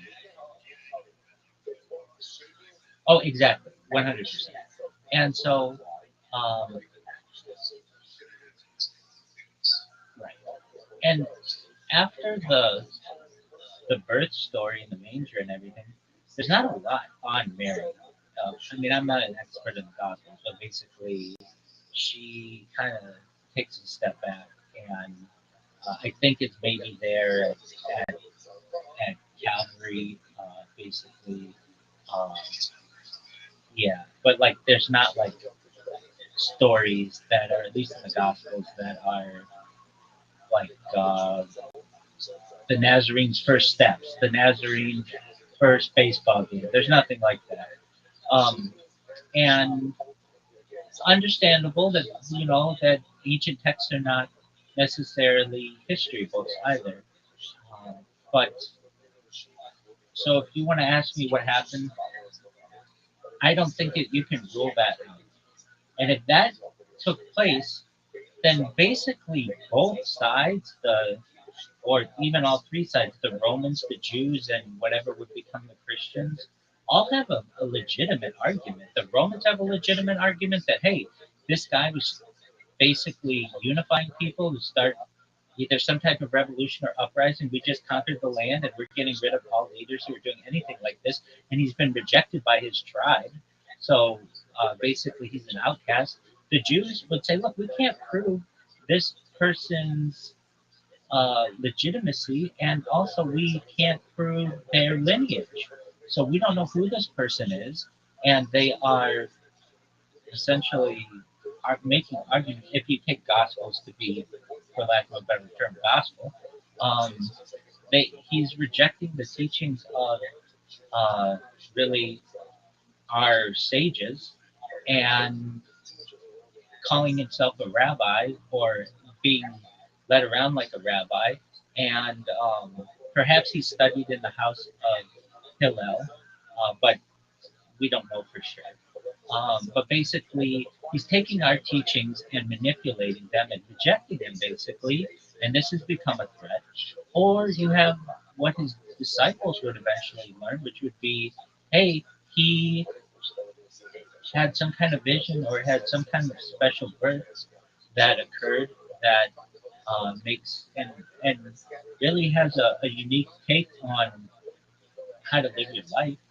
And we don't necessarily need the law anymore, that he's taking the place for it and he's prophesizing perhaps that he's going to die and all these other things. Why can't all three be true? I don't see that they necessarily could be. Now, do I think he was God? No, I don't. That's just not something that. Uh,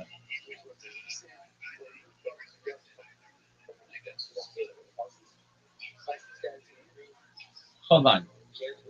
I do believe in resurrection of the dead, but not in that case. I think you need science to do it, and we can get to that. In his terms, okay, so you're telling me that he died on Good Friday and rose on a Sunday, and he's God? So there was no God in the universe for 3 days? Wait. If you want to get down into that, then there's the Trinity and the whole thing that three and one, he's up.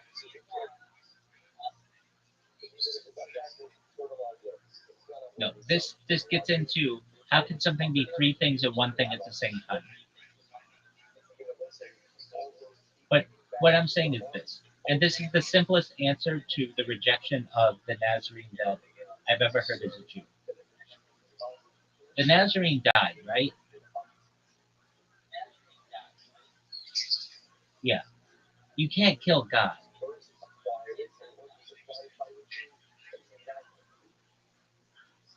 You, it says he was crucified, died, and was buried. And on the third day, he rose again. No, it said died. It didn't say went dormant. It didn't say was playing hide and go seek. It said crucified, died, and was buried. Well, so the argument is this: you can't kill God. All right, that's just that's just not something that.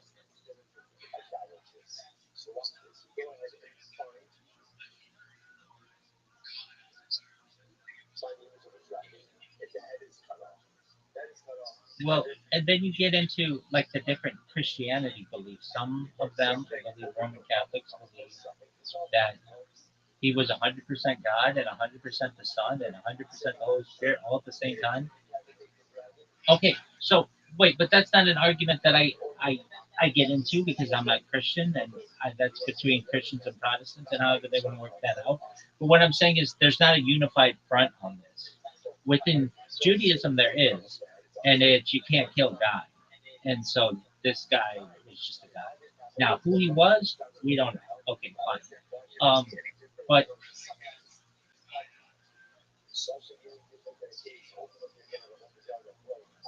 he what? Yeah, he's going to be a human and he will die. Well, so he's going to usher in, not necessarily die. He's going to usher in a new age where we may be able to escape death. And the big thing is he's supposed to resurrect the dead. And so, what does that mean? So there's a we believe, at least traditional orthodoxy, that there's a bone in the body. It's called the loose bone. It's basically your tailbone. It's like the hardest bone in your body. It's the last thing to basically decompose. And that, and it's one of the big reasons why we avoid at all costs cremation within Judaism, because we feel Mashiach's going to come back and use that bone to revivify all of the dead. And how do we think that's going to happen? I mean, that's for Mashiach to figure out. But scientifically, we could do this. Basically, we get that person's DNA, we can clone them, and then there may be ways to perhaps either reinsert their previous memories or, um, I mean, with anything, perhaps time travel is a possibility. I'm not saying with Mashiach so much, but in the future, you never know. What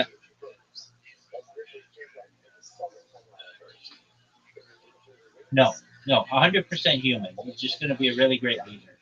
And so basically, yeah, basically just extremely intelligent and would be able to utilize things like life extension technology and mind uploading tech. Well, no, we still die in that age. What we're talking about is being able what we're talking about is being able to escape death, and nobody currently can do that we know. Of. And so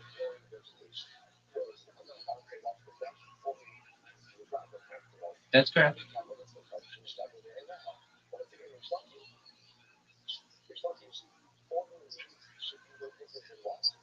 Yeah, no, I agree with you. And much of this clandestine technology may be brought to light someday. And if and when it is, then there's an argument to be made that perhaps Mashiach will utilize that to not only revivify the dead, bring back the dead, but also find a way to avoid um, death altogether. And that person, I mean, that's what we think is going to happen. Uh, that person, we're going to,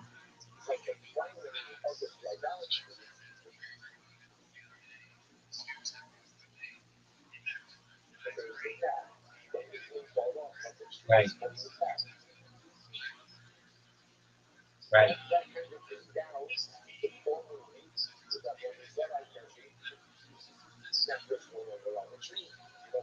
I, I'm not disagreeing with that.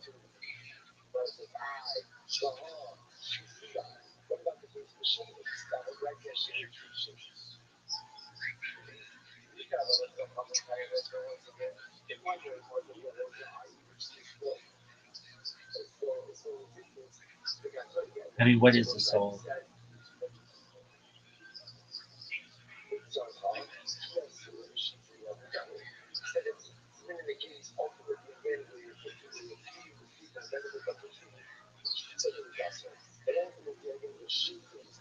Okay, I mean, I don't think anybody knows. I can tell you how I define it from a scientific perspective, and it's essentially your central nervous system and your peripheral nervous system, which incorporates all of your memories. And what I'm talking about is basically everything that is non-physical of your body. I consider that to be the soul. That's the best scientific argument I can make for it. What are your thoughts?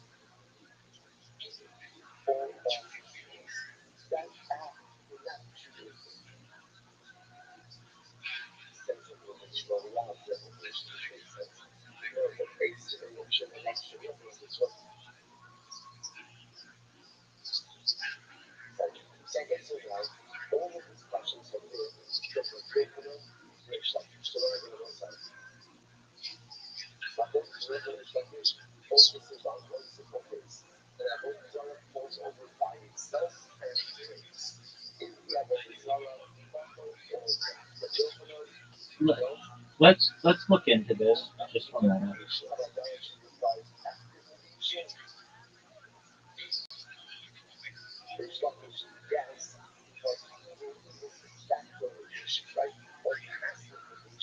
So, Eon Systems has achieved a breakthrough by creating the first fully embodied full-grain emulation of a fruit fly, where a digital model of the fly's brain comprising of 125,000 neurons and 50 million synaptic connections was connected to a physics-simulated body and began exhibiting natural behaviors like walking, grooming, and feeding without training and reinforcement learning. This milestone, based on the flywire connectomy, marks the first multi-behavior brain upload and demonstrates that a biological brain's wiring can drive autonomous features or can drive autonomous behavior in a digital body. The model achieved 91% behavioral accuracy and is built using a simple leaky integrate and fire neuron model running in the Lujoko physics engine. Okay, so I get this. Now, what are you saying about this being so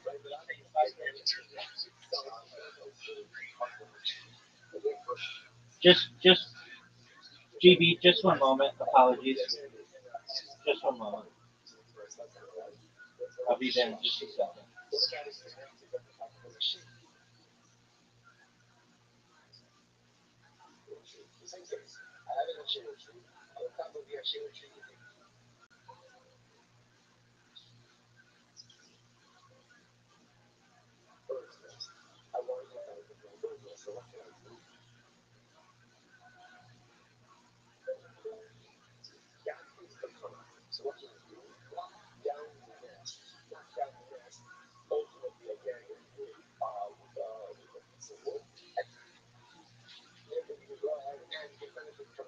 Okay, I'm back. So you're saying this is the soul?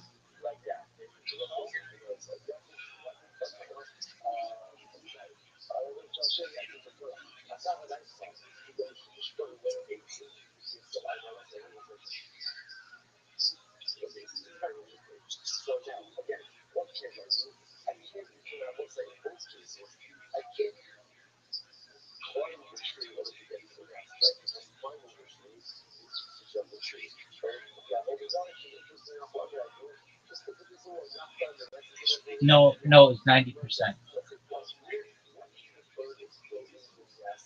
That's true.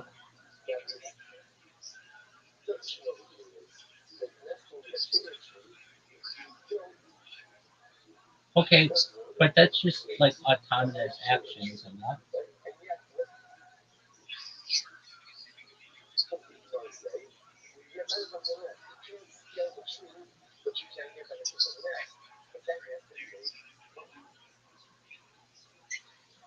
I mean, it really comes down to, in my opinion, what do we consider to be a soul? And I personally quantify that to be the peripheral and central nervous system of an individual. All of the electric, um, all of the electric um, impulses, the memories, the things that give somebody a personality. I quantify that as the soul. If you want to say it's something else, it's like a ghost or something. Okay, I just don't have any evidence of that. But, but what I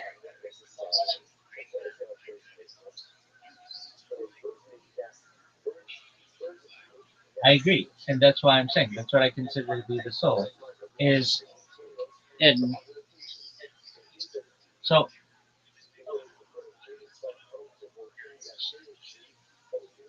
perhaps okay. So if we had, let's say, we had a little old lady, and we were able to map her brain and upload her central nervous system and peripheral nervous system into a computer, and then we were able to clone her and artificially age her to be the exact same age, and then transferred her memory and her central nervous system and her peripheral nervous system into little old lady B.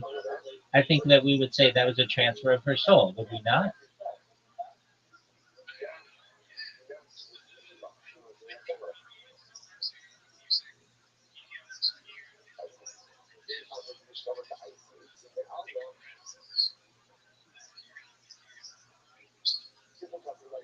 No, I'm saying that you won't. If you can do it, hold on. If you can do it and not lose anything, 100%, then that would seemingly be a perfect soul transfer.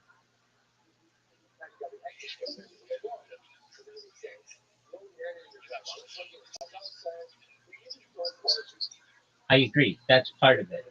Is you would just awake and you would be like, oh, what happened? What happened? What I was.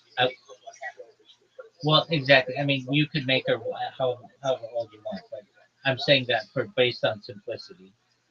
But you could just make her, a young woman, and or or or you could make her a male, or you could make her a dog. You could do all of those things.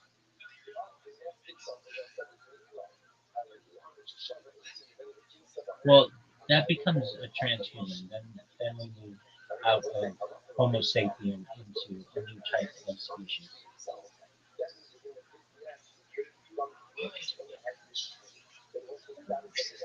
What did you say? Yeah, and I think that there will perhaps be legislation that's passed. This is a major issue that occurs, especially within teleportation arguments. That if you were to teleport from one location to another, do you have to kill the first one? And you do. You basically have to consensually consensually kill the first person to have them transferred to the second location. Because if you don't, you'll have two versions of them.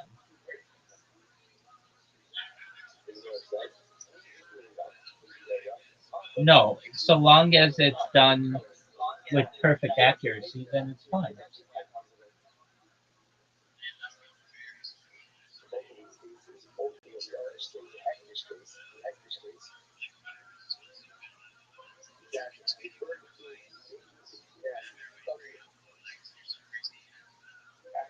Well, that's certainly a concern. Another major concern is something called gray goo, where essentially AI begins to self-replicate and replicates to the point where it creates this goo, like you can imagine, like in Terminator, and it can just be whatever it wants and takes over the earth. Exactly. Exactly.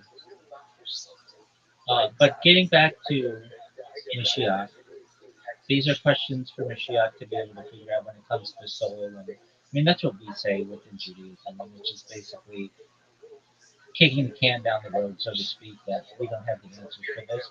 But in terms of um, the current war that's going on, um, this is something that there's Gog and Magog and basically the end times that have been prophesied in a lot of different belief traditions. And if I hadn't said that I hadn't asked about this in the past and been told that there would be a very big war and it would be like anticipated that this would be how it would be, I would, not be telling the truth. And I can also say the greater Israel is something that is, I would say, probably by uh, 2049 or so, will be a reality.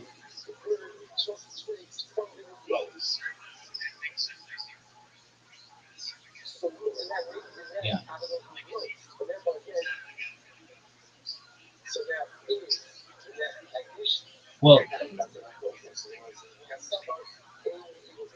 Well, so I mean, this has been prophesied with Albert Pike. It was prophesied with Werner von Braun. These are not like new ideas.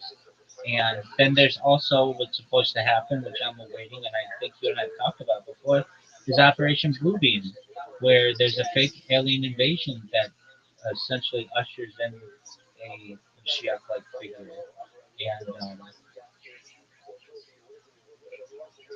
And enlighten me, I know the name.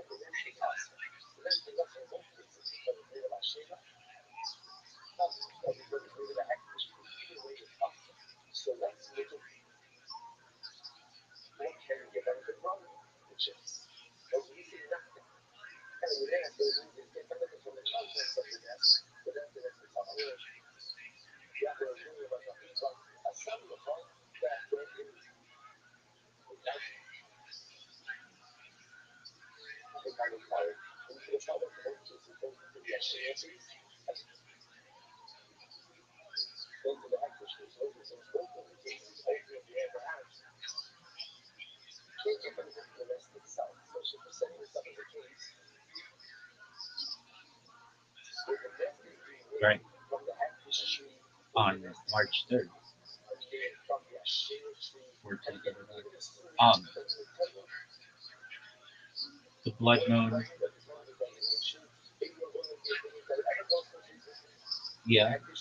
Um, Look, I'm certainly not a prophet, and I've been wrong a lot in the past. But I would say that the the third temple, I think, is being pushed to be built before 2049, definitely before 2069. And the reason why I named those two, actually 2048, the reason why I named those two dates, it'll be the 100th anniversary of the creation of the modern state of Israel on May 14th, 2048. And there's a push for that.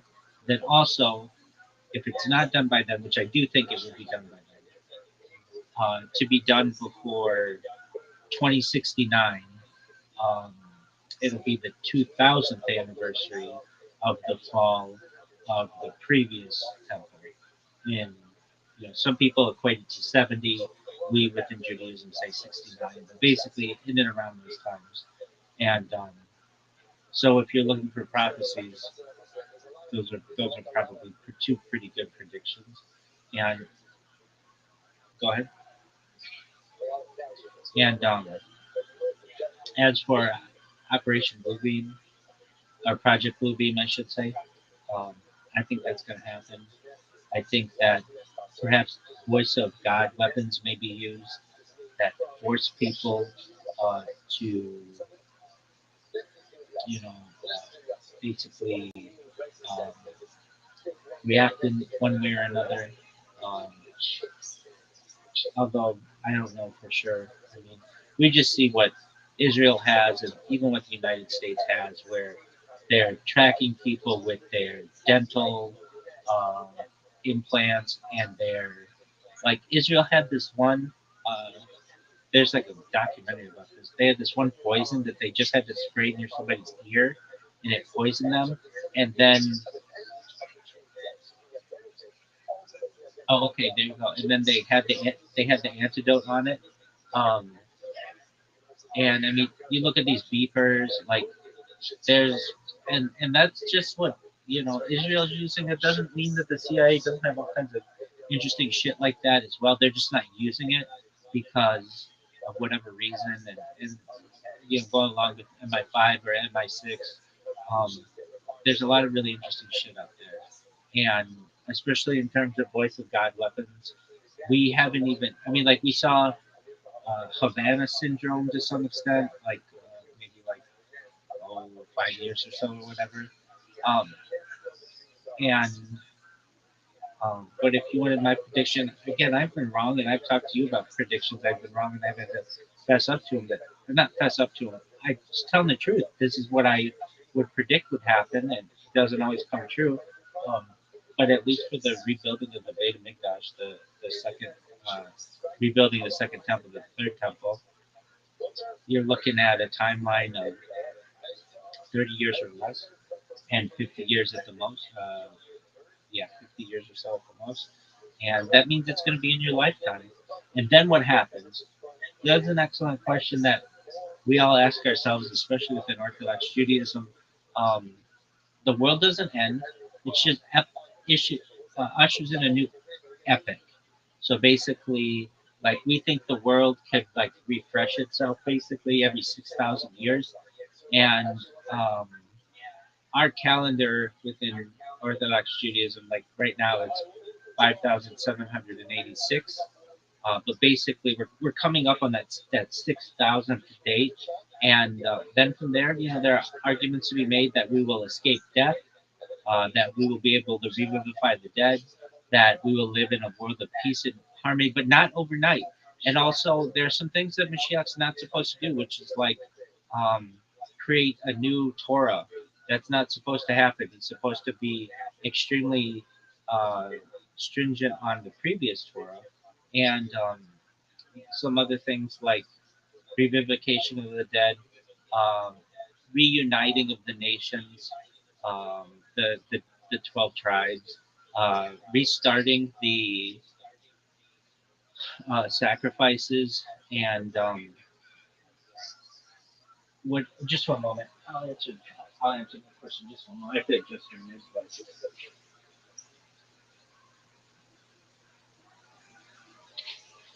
Okay, go ahead, GB.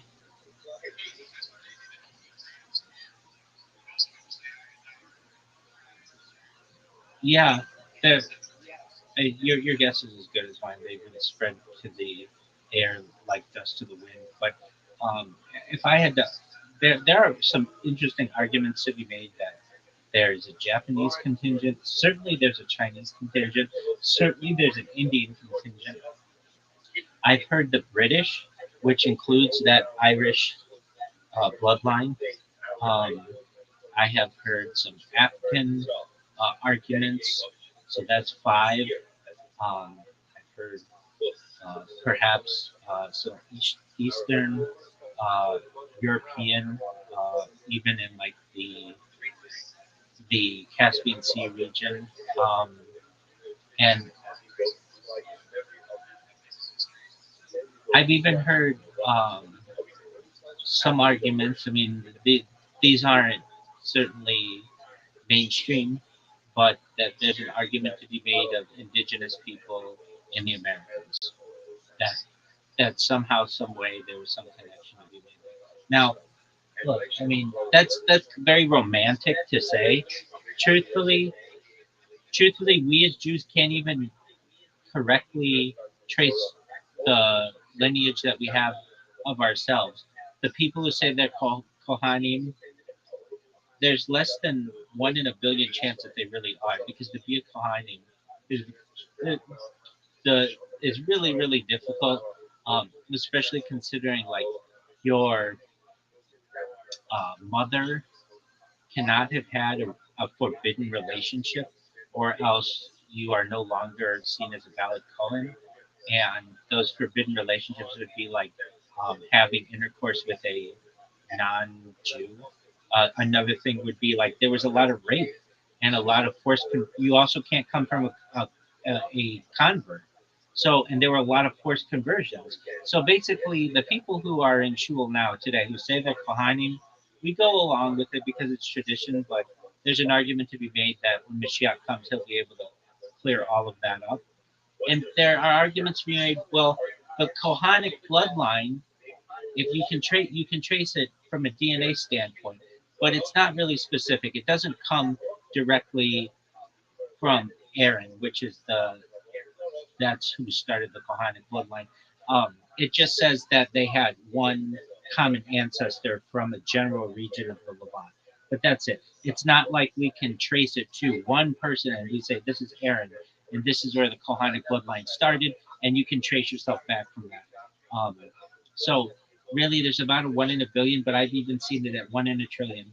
That just because through the generation, you have to have about 200 perfect generations, and you're going to have a convert in there, or like a Cohen cannot marry a divorcee, he can't marry a convert. That just has happened. Or there are arguments to be made that he can't, the woman that he has relations with to be his wife can't have relations with a non-Jew, or um, certain types of like incestual um, uh, relationships. And when you're in a small town, a shtetl, or a small tribe, I mean, things happen. Um, so that and that wouldn't be publicized. So the argument that any Kohanim really exist, I mean, I've seen it argued that they're extinct, and we just go along with it, and that's fine. Um, there are other arguments to be made that you may have someone with the last name Cohen who thinks that they're Cohen, but that's just because when they moved to the United States, their grandfather didn't like his last name and liked the name Cohen and changed it. I mean, it's like there are a lot of arguments for what can happen. So, um, uh,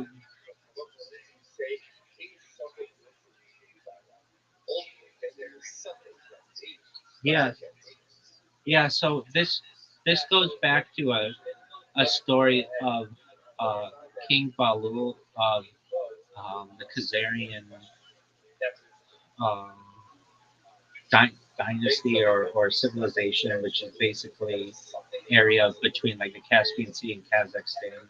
And essentially, he was brought the three major religions.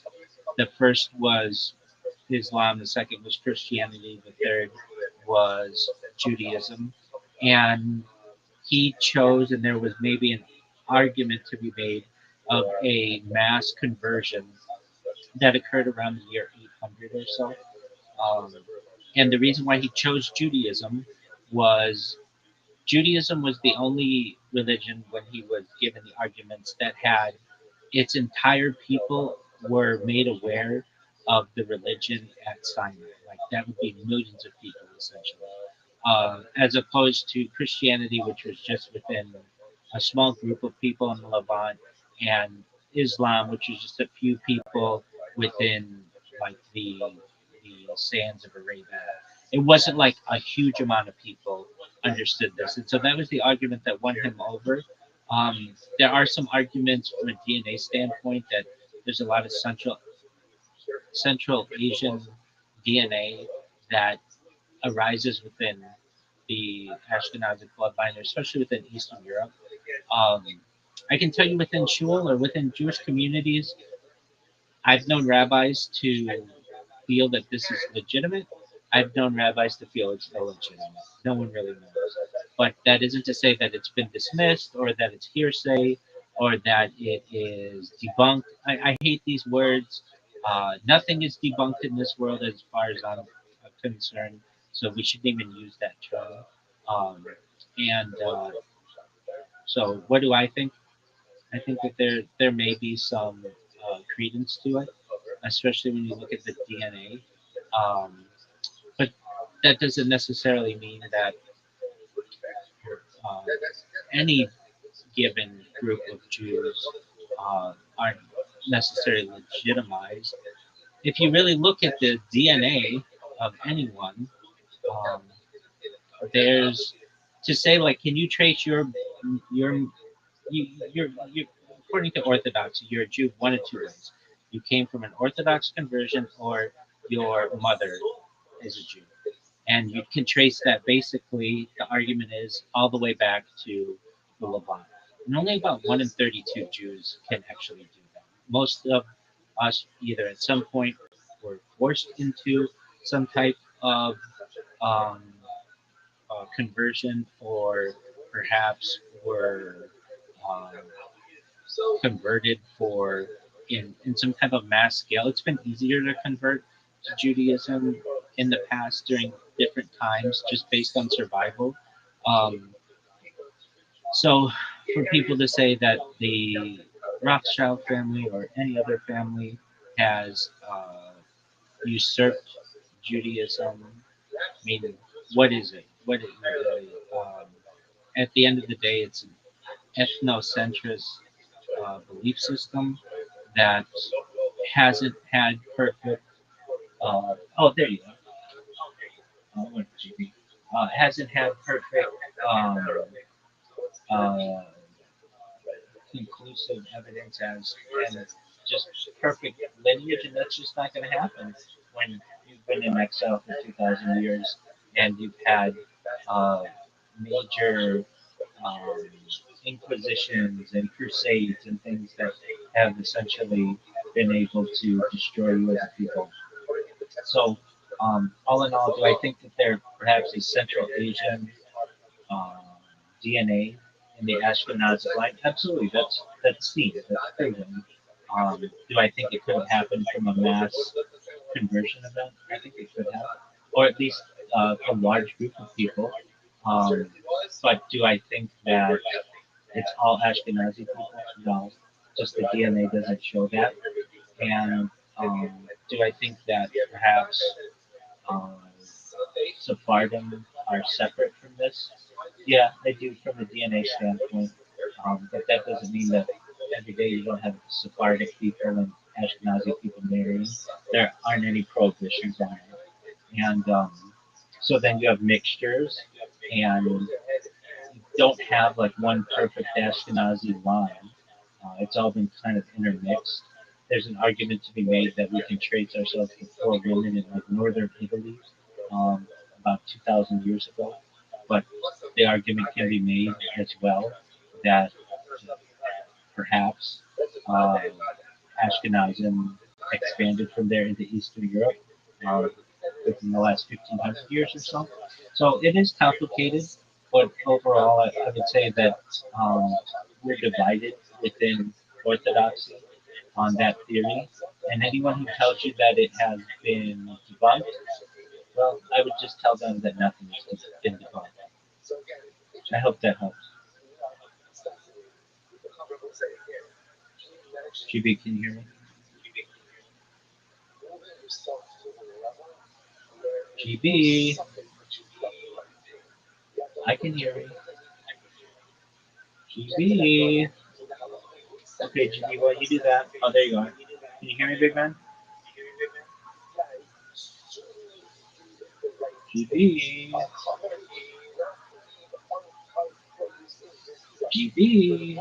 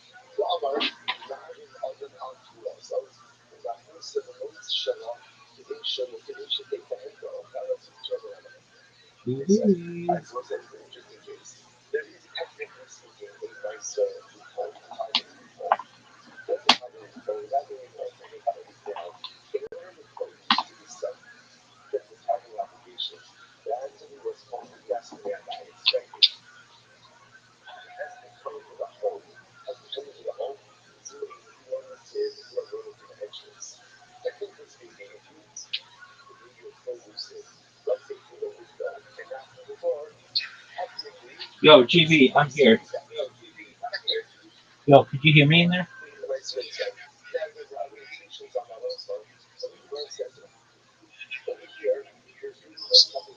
No worries. Just all in all, just to conclude, um, we're split within the Orthodox world. I think there's some DNA evidence to show that there could have been some type of Khazarian conversion, um, but that doesn't necessarily mean that there was. I mean, like I can tell you, things change, especially with DNA tests, even though they're not necessarily done to prove who's a Jew or anything like that. Um, I know historians who, at one time, absolutely rejected the idea that Christopher Columbus was Jewish, and this was seen as a romanticized story, and it was there was no evidence of this. And then uh, those same historians have had to come back and say, no, actually, there's a lot of evidence that he was genetically, and um, and that's happened within the last 20 years. So, if anybody who says that the Khazarian theory is impossible, well, give it 20 years and something may change.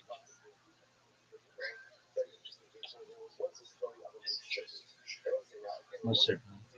And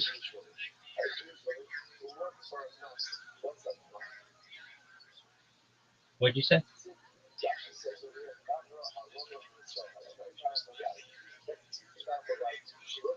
They're the same year, 1492. Yeah, absolutely. Yeah. Ferdinand and Isabella, after uniting the kingdom, uh, that's the beginning of the Inquisition.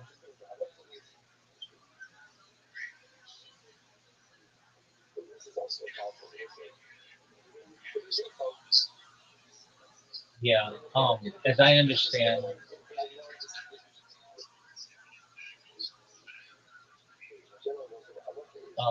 well, he wasn't, to my knowledge, financed by Jews. He was financed by the Fugger family. Do you know the Fugger family? So if you're into this, then you should know about the Fugger family. They're not talking about. I actually taught a class on this last week. Um, the etymology of the word squat. So if there's not a real clear etymology to the word fuck, and everybody wants to know because it's used so often in English. Fuck, fuck, fuck, fuck. But there isn't. It's a fringe theory, but I think there's a lot of evidence towards this that it related to this man named Jacob Jacob the Rich. His name is Jacob Huber, and he was a Roman Catholic um, uh, mine owner who basically made a lot of money in silver mines and um, timber. And he was so wealthy, he was considered in the 1500s to be the wealthiest person in the world. Uh, Literally, he built something. It's the oldest public housing development that still stands. It's called the Uber something in German. But basically, you can still live there today. you have to pay like $1.50 per year in rent, and you have to be Roman Catholic. Like those are the two things you can get on. If you're one of those two things, or if you're those two things, you can pay €1.50, and you're of that religion. You can live in this like it's like a apartment, like a really big apartment complex. Anyway, he was someone before or slightly after, I want to say the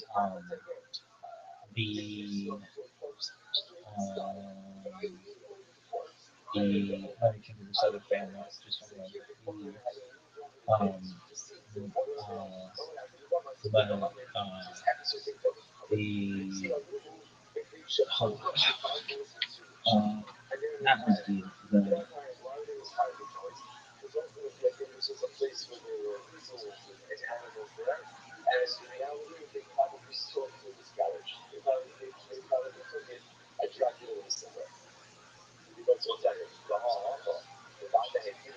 he was around the time of the Medici's, but basically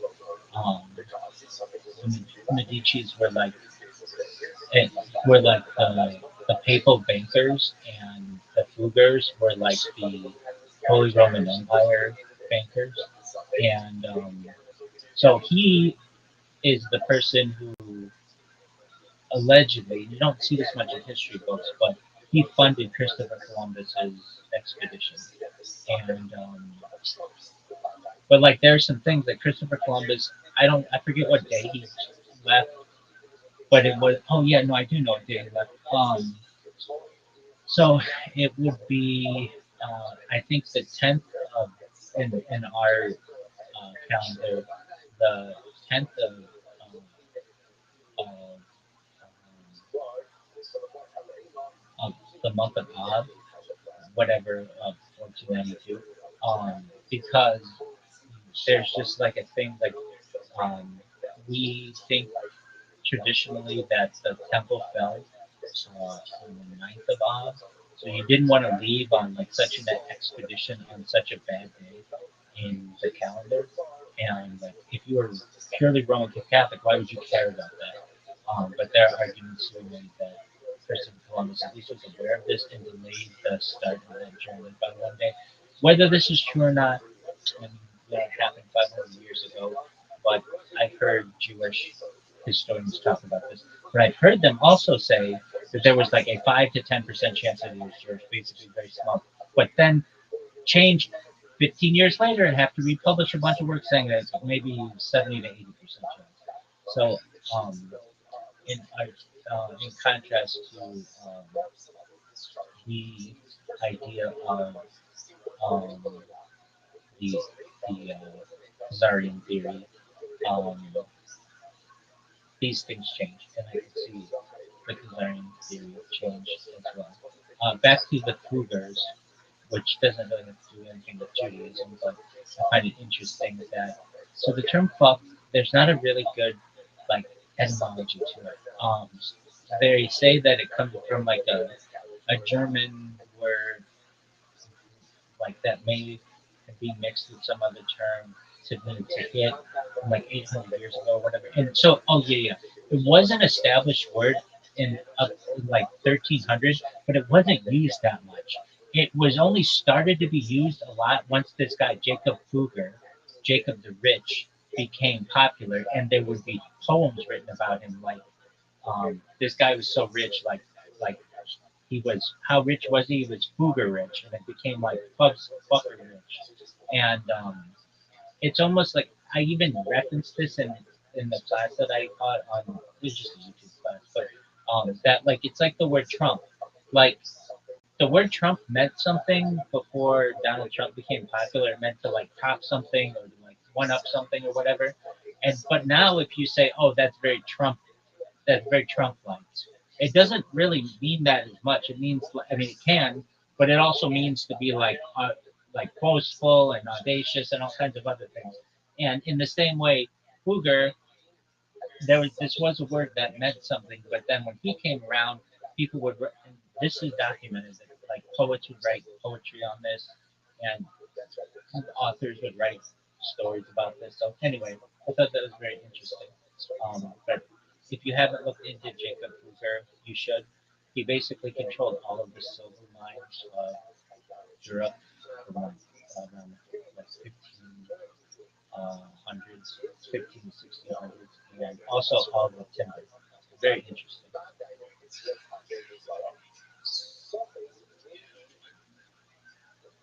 Now, yeah, now that's an interesting one. If you look at all that Renaissance artwork, that's all Medici. They paid for all that. So, like, if you look at the Vatican and you look at like Michelangelo's Sistine Chapel or El Duomo in Florence, that's all Medici. And the reason why they got big is an invention called it's called double book accounting. Just a moment, something like that. Um, Medici double book accounting. So it's not that exactly. It's something like that. Double entry accounting. Double entry bookkeeping. So basically, I mean, it seems like really simple, but basically, it's the idea that you keep, for accounting purposes, to be specific, um, it is where every financial transaction is reported as both a debit and a credit to maintain balance. This method ensures that total debits equal total credits, providing a built-in error checking mechanism and clear, accurate picture of financial health. And Medici's the one who figured that out, and that's why they became really successful.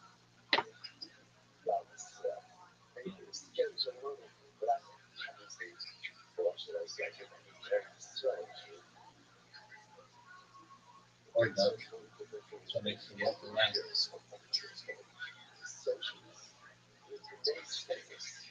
Yeah, to non-Jews it is. Yeah.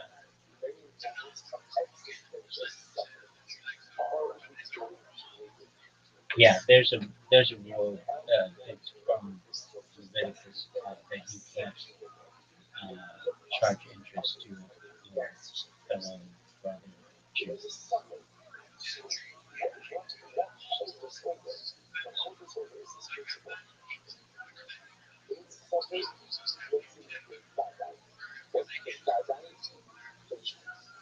So we have what's called the Jewish Free Loan Society, where we have Jewish institutions that you can go to if you need a loan, and you can get the loan at no interest. But you can't do this at like your local Jewish conventions.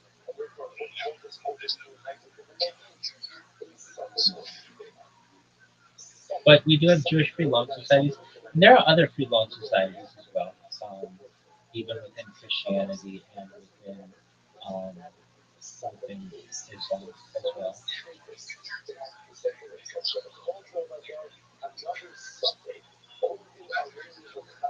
That's right.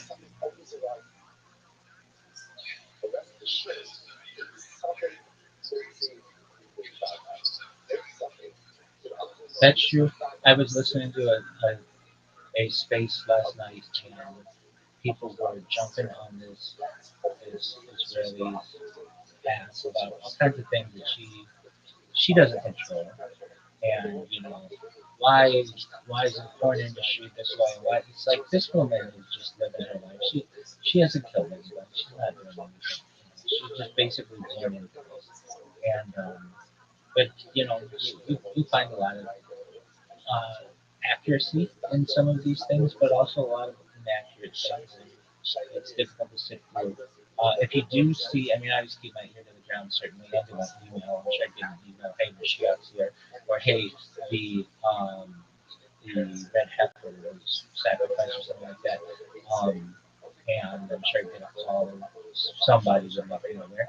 But if you do get any more information on that, which was supposedly taking place, give me a heads up, okay? Excellent.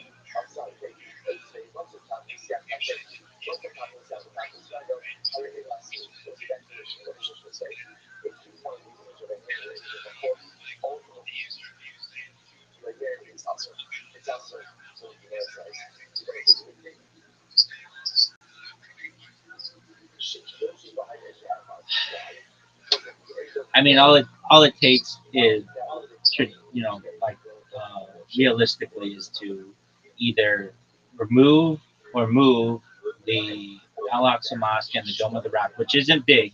It's not that big of a place, and then to rebuild a temple there. And it's not like the temple's massive; it's pretty small. It's like the size of like I don't know, like a normal parking lot. I mean, it's not that big.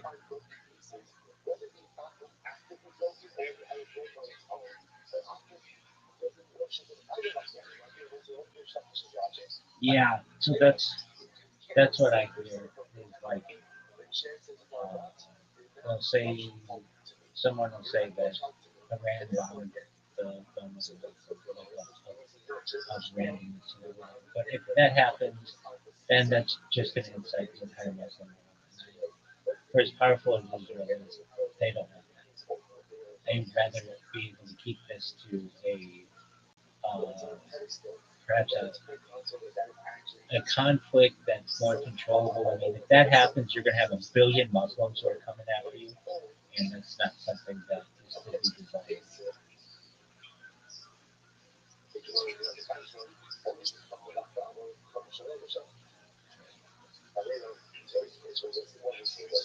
And so I can tell you this war is not going to be over with anytime soon. And I could even see a draft of the United States in conscription, which we haven't had, which we haven't had since 1973, and that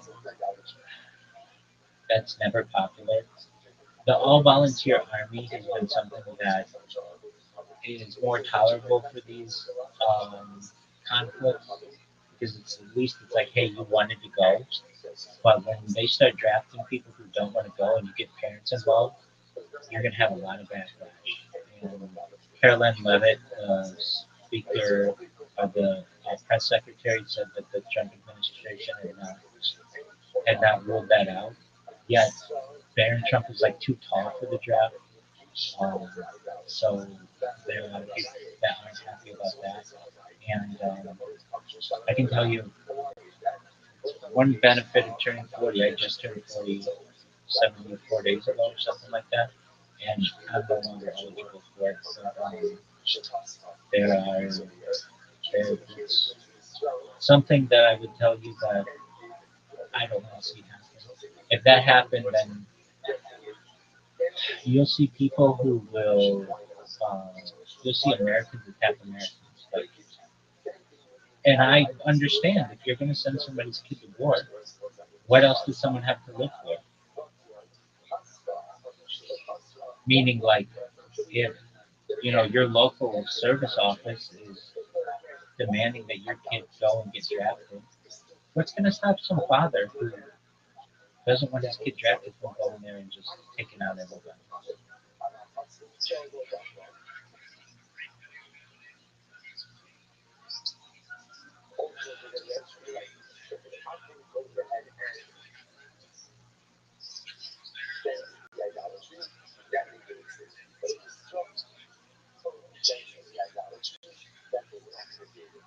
Yeah, exactly. And we will have that. And there's a certain segment of the population that is bored and would think it'd be cool and 6'7" and all this bullshit. And then they get there and they see their friends die and they start to get injured, and it's not funny anymore. This happens with every population, and it's basically um, it's the death tolls that we're hearing out of that region right now. I think it's like six service members. It's much higher than that. You're not allowed in Israel to videotape any type of strife, so you're not going to see anything there. And I can tell you right now, I'm live streaming in Israeli Discord, and they're there. I mean, their ears to the ground. That's how I found out about the Ayatollah. and like anything that happens directly from Israel, like literally, I'm in this one right now, and they tell me everything, and I they like you're not allowed in there to like talk, like take pictures of people or show troops or anything like that. So yeah, and then the United States, um, they don't want to, we don't want to come out and say that, 500 people have died, 3,000 people have died. That would turn, I mean, it's already only 25% of Americans support this. It's lower than any other conflict we've ever had. And, and, and to say that, I mean, there are going to be people who say it's not related to the Epstein files, but it's pretty clear as day to me that it is. When you have a president who fought for being a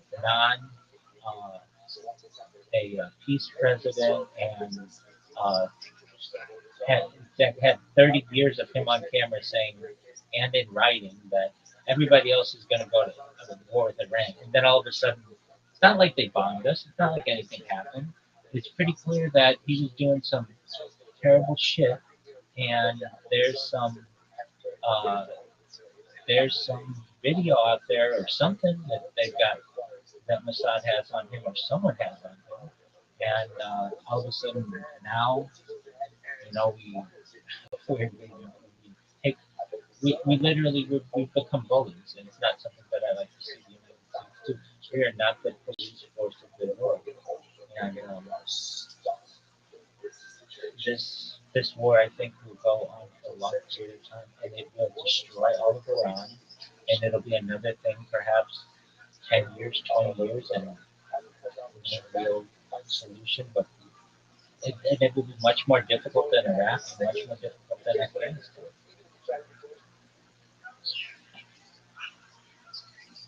And and they have these drones now that are pretty cheap, like $30,000, and to take one down, it's $2 million. I mean,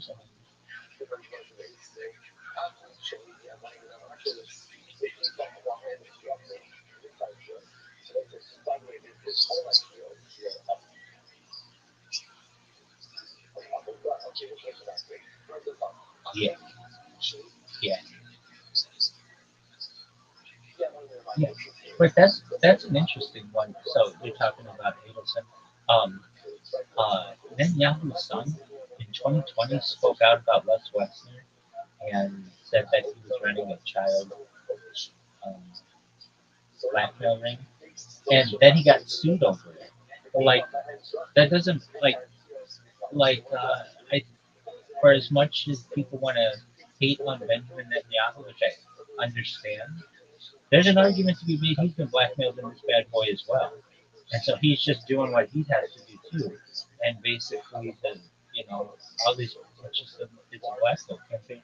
And I've heard this before, and I didn't really believe it as much as I do now. That it's one thing to assassinate someone that really doesn't do as much for you. What is more important is to blackmail them, then they'll do anything that you want. I used to hear this thing that that people would say that that's bizarre that you would even think about something like that or hear about something like that. But there used to be these parties for California politicians and just politicians in the United States in general, in like these areas of like Hollywood and the west side of Los Angeles, where it would be like people would be like excited to go. They'd be like senators and uh, Congress people or people running for Congress or the mayor or whatever, and they would start out as like sex parties, like big orgies, and then all of a sudden they would bring in children and basically say to these people, if you want to be senator or whatever, you've got to do this, and they would do it not knowing that they're on camera, and then they were bought and paid for the rest of their life. And I can never see how that's true.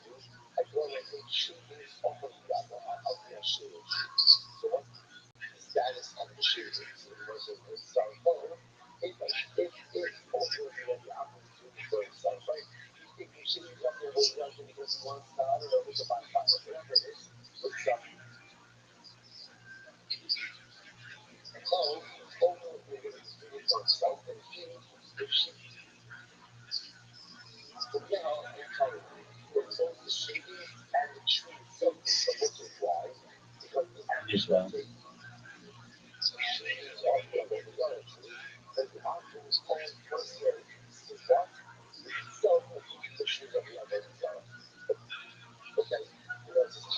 Yeah. No, I mean I get it every single day. People just blaming me, like I'm the one sending your kid there. You know, I for as long as you've known me, I advocate for world peace because I knew these kinds of things were coming down the pipe. And for anyone who blames, for anyone who blames the people at the top, including the Rothschilds, including the Rockefellers, including the Ashlers, and everybody else, both Jews and non-Jews, I have heard, and I don't know how much truth there is to this, but even the top echelon is wrong. And the reason why, at least within Orthodoxy, is even if you're the top banker in the world, you still need to be married under a chuppah in an Orthodox ceremony. And you don't have control over that. There's no control. Like you can't. I mean, you could bribe people, sure, but basically at the end of the day, you are vulnerable to religion, and that perhaps this could be the work of some rogue rabbi. I have my my suspicion of who it could be. I think I know him, but um, basically everybody is you find everybody is blackmailed on some one thing after another, and it gets that way within Orthodoxy. Like somebody will be like, "Oh, we saw that your son wasn't keeping kosher," or "We know that uh, your daughter-in-law didn't have a kosher conversion." I mean, it can get very much like a gotcha game, and I think that that very well could have happened. And I suspect it. I really do that um, that there are nefarious forces within all people and all religions, and that there may be just one hidden person who has um, basically um, basically blacked out everybody else, and that works its way down. I mean, I've spoken to a bit of colleagues about this. That basically there's some evidence to this. That they like everybody. It's like when you put a hand down and then another hand down, and another hand down, another hand down, another hand down, and everybody's got something on somebody. And um, whether it's true or not, I don't know.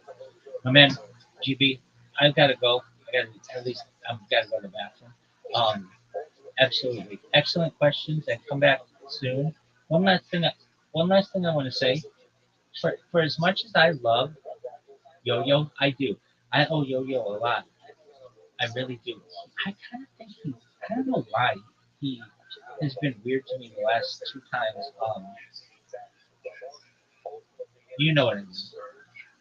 Thank you. Take care, my man. Peace. You as well.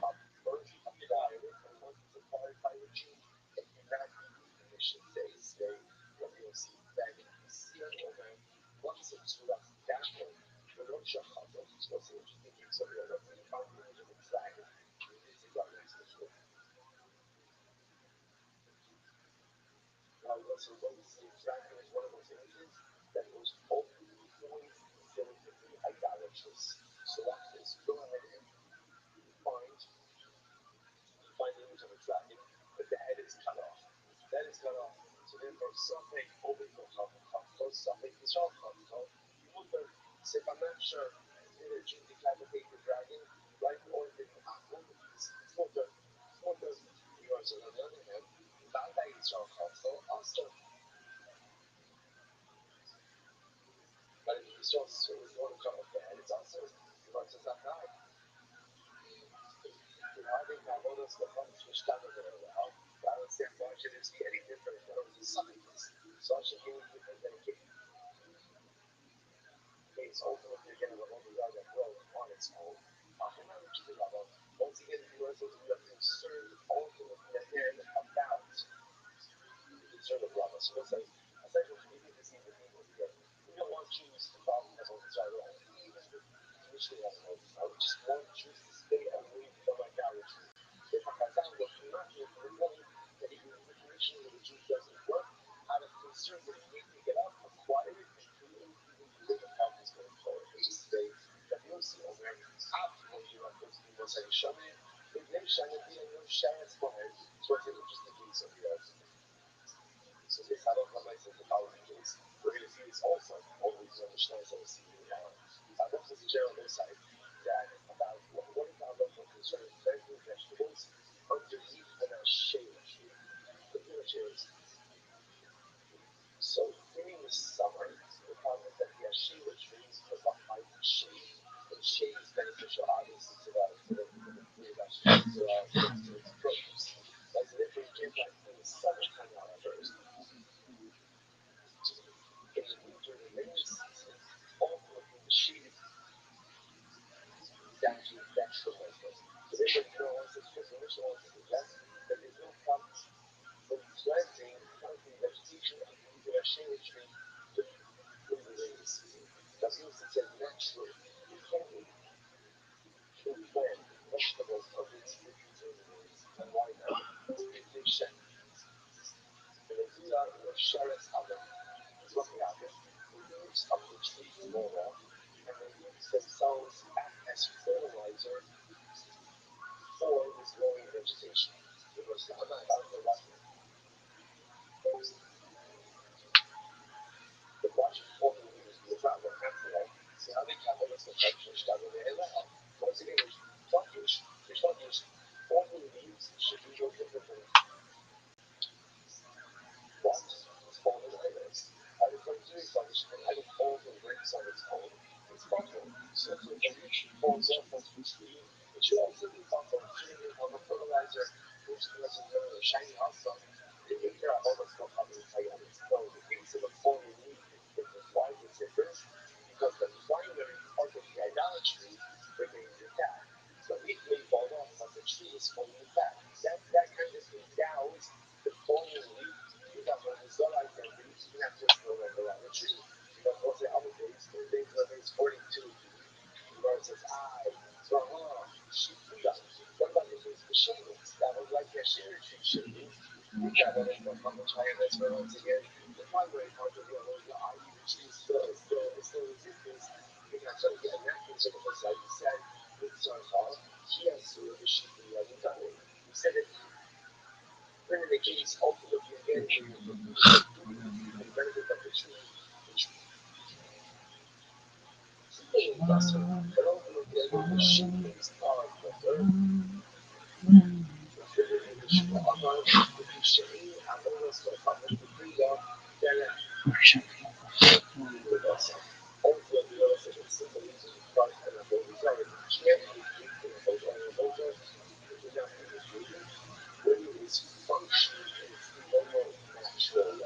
So there's normal beliefs all off that act cannot create a sense of negation or love recognition, which makes sense.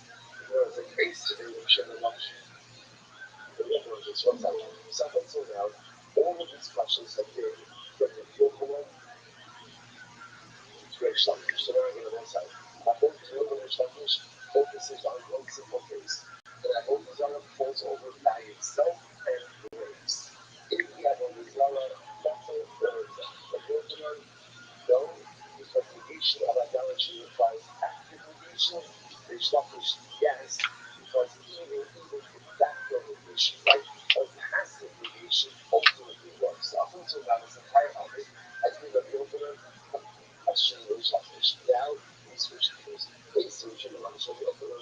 which I think actually open a video ou deve promover fazer experiência de that we see the most practice. Practice you go through some flesh. Now what happens?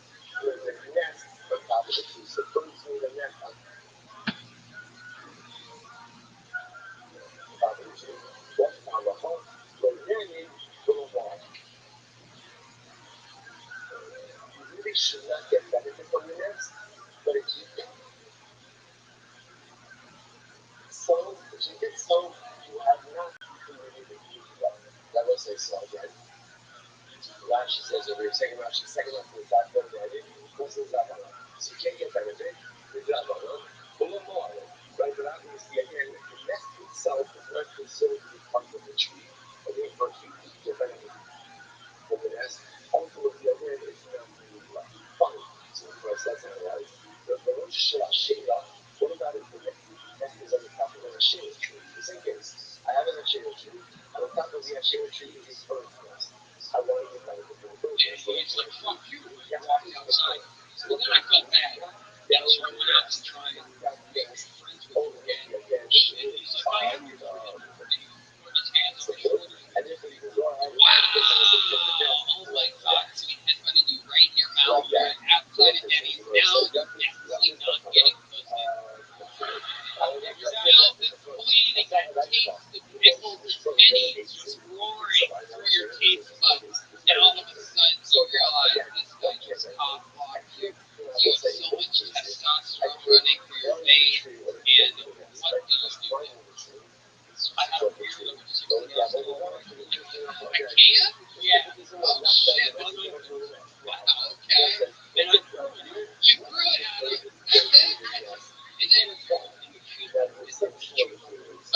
wait a minute. Are you sure? Yes, he has scars.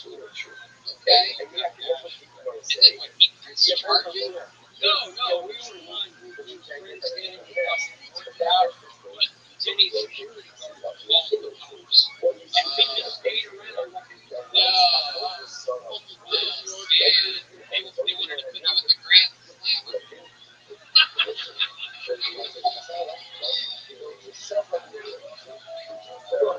That's the Danny's prison joke, everybody. That's 1,000 points for me.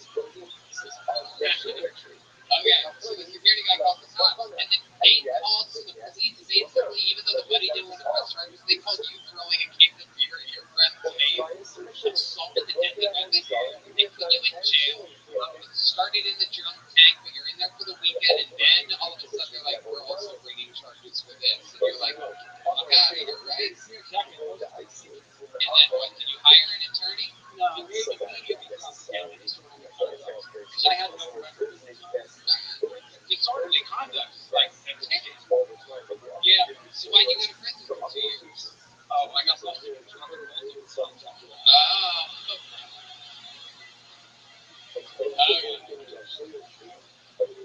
And you, while I know it started with marijuana, I could tell just by your bone structure, you went down a pathway, cocaine, crystal meth. Am I correct? Yeah. So Tarantino,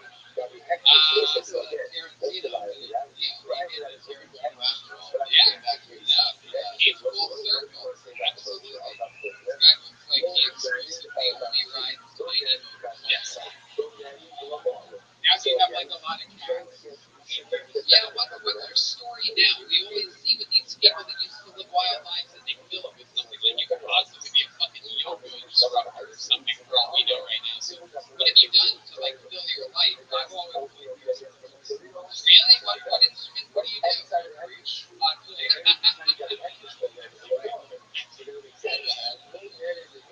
I play guitar.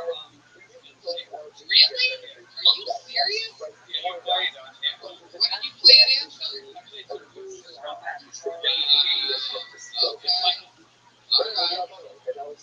Alright, D-Man, that's tremendous, dude. I love that. That's so cool, William Ray. What else, other than music, anything else crazy we should know about you before I let you go? I never met my father. And my mother abandoned me when I was 11. Oh my god, really? Yeah.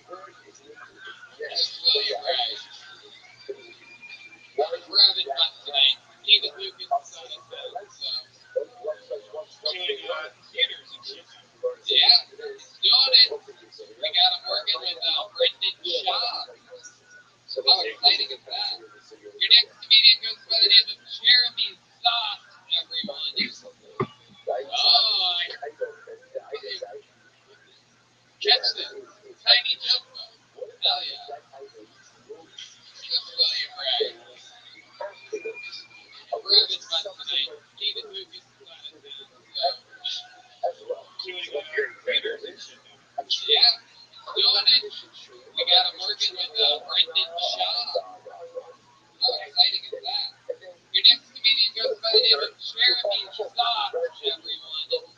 Oh, I heard a little pop from your comedians there.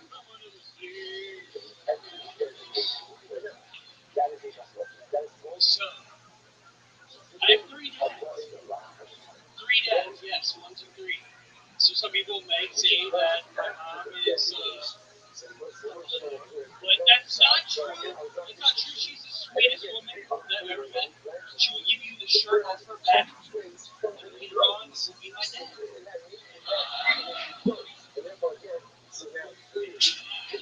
So, one of my dads raised me up and taught, he gave me the sex talk, and by doing that, he sat me down in front of some good old-fashioned porno and said, figure it out.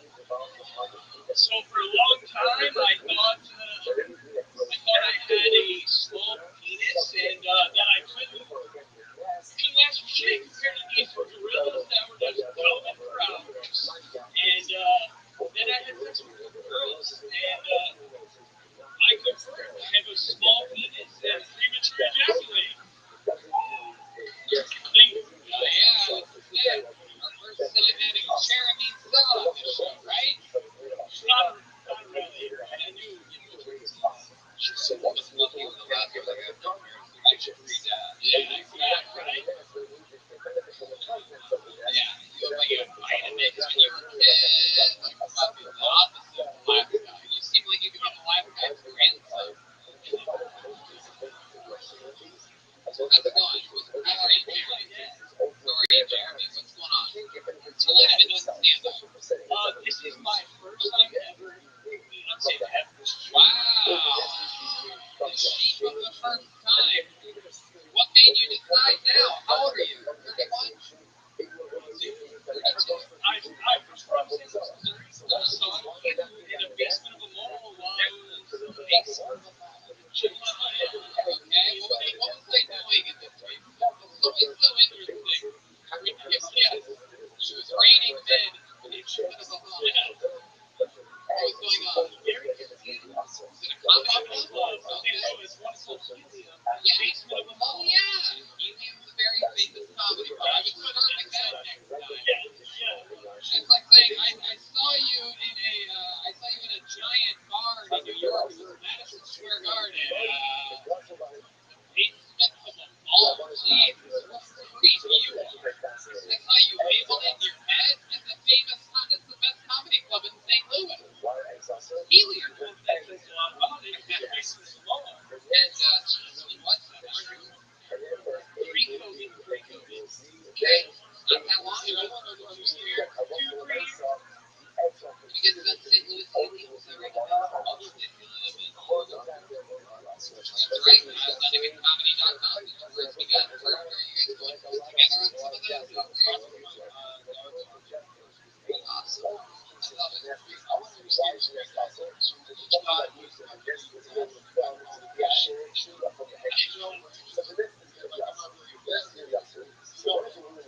yeah, it sounded like a made-up joke to me. What was the actual situation? Actual situation. Had a dad. Pulled out his drugs at a very young age. Adopted him at 1. Got the name Zonarelli. So it's not my biological father.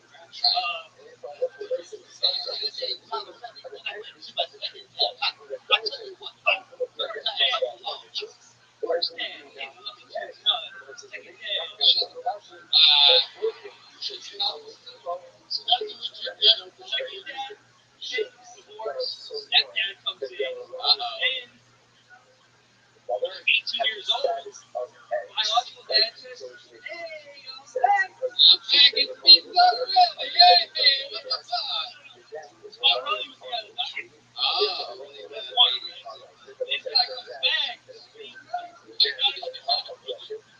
It's a real nice car. Like, yeah. Whoa, stepdad's all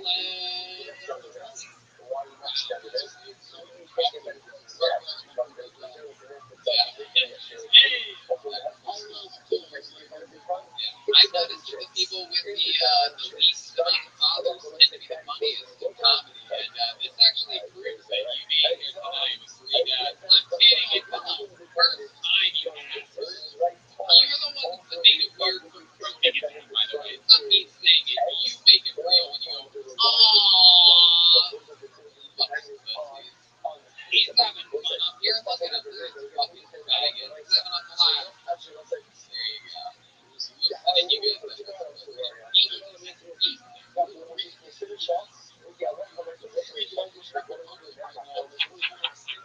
Just started making out with them like a crazy hot skip moment. Alright, we got three fathers here to make out with you, Jeremy.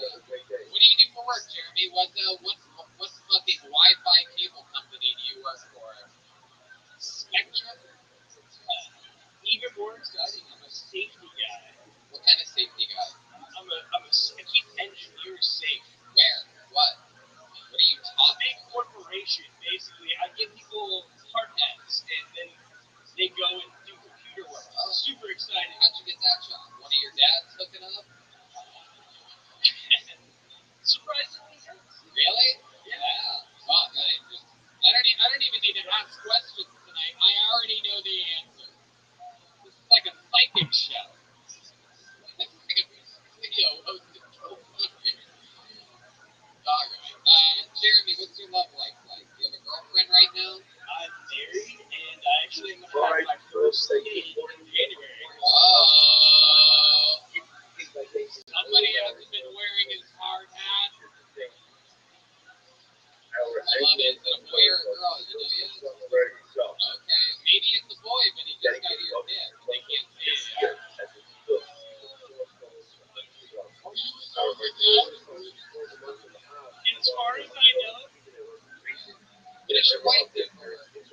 she is a manager for a company that helps people with special needs in the workforce. Special needs. She's putting special people to work. Yeah, I bet do you give them hard hats too? Sometimes it's too easy. I mean, it's just right there. I give people hard hats, and my girlfriend works with retards. That's another beat. You guys get to see it live, but the internet is just beat. His wife works with me. I love it.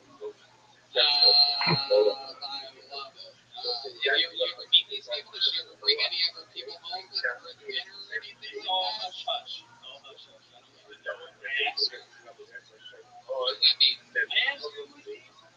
How was What work kind of today? situation is it? To get a discount at McDonald's.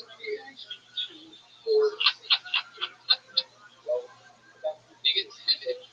Hey!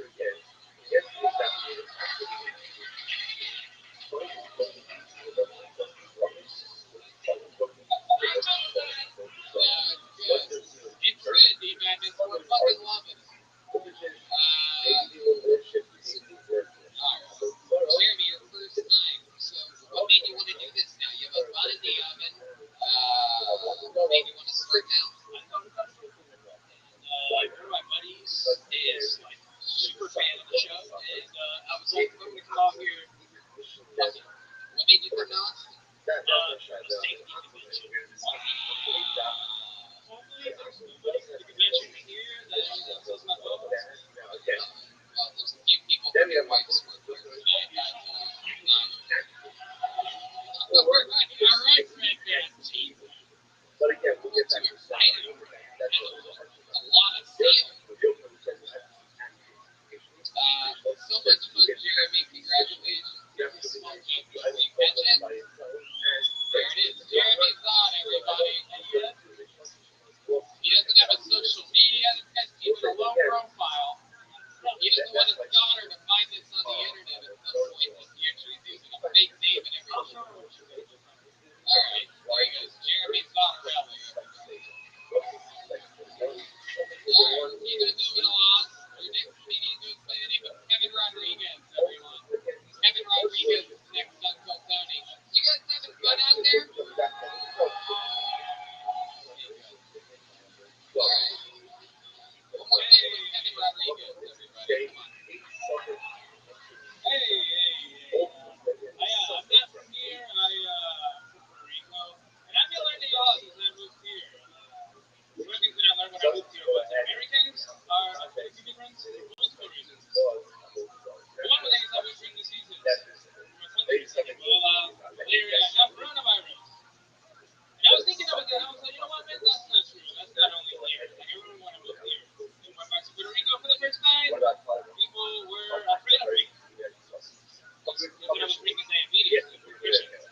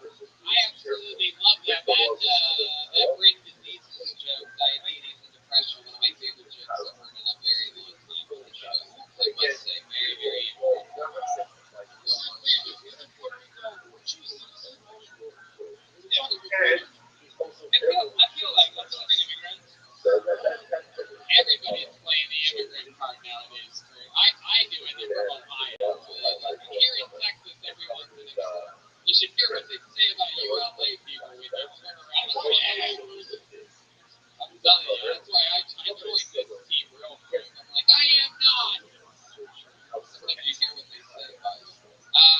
Kevin, before you go, so what do? You go back and forth sometimes? Yeah, I'm using it for Detroit. Oh, okay. Oh, yeah, it's basically Puerto Rico. Love the cheesy. Alright?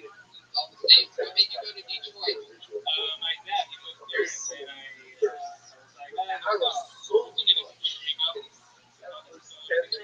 Detroit. There's no opportunities in Puerto Rico. Let's go to the great, powerful country of the United States of America. And where better to go? We get the cricket, literally the saddest story in American history.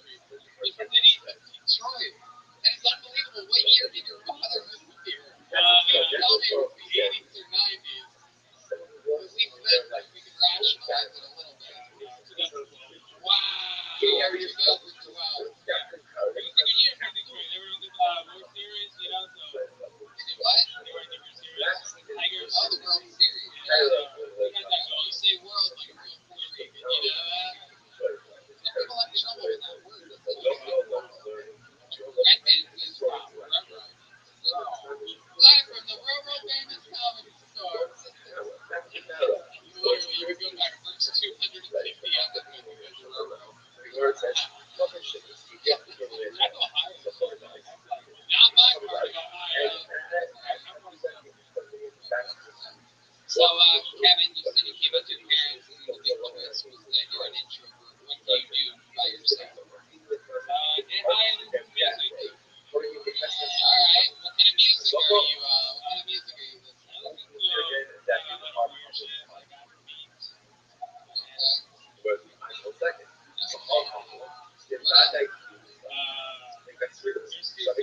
label called Rothschild'S, and it's like a lot of funky music from like Middle East. You play any music or anything? No, I don't. I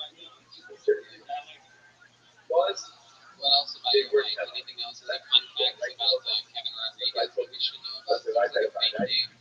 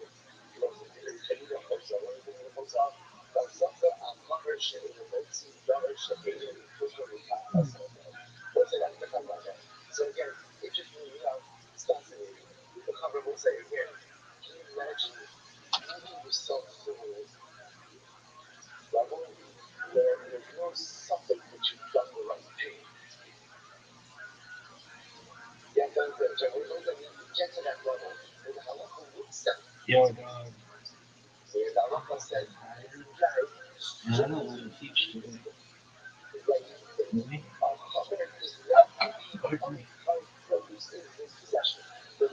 I do. I don't want to go through all this same shit. I keep reading this same shit. Today is the 21st of the dark, and please have a negative Let's see if we can get the thing down. Okay.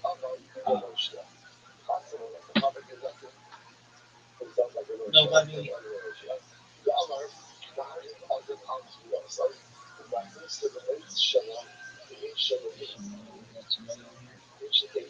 Nobody really knows anything for sure.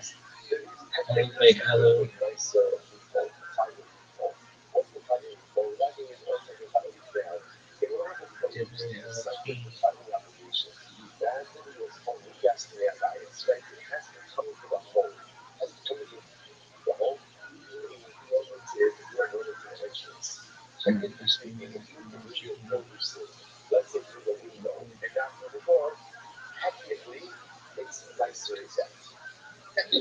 we're gonna watch a Accidentally. Follow.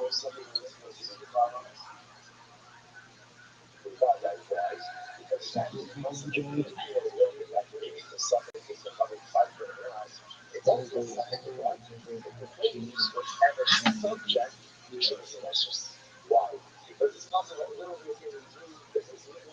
Rabbi, I like you. You're my favorite person to watch. Oh well, thank you. I appreciate that, my friend.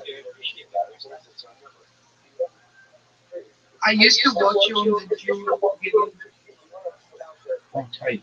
Uh, if I may ask, are you at least age 18?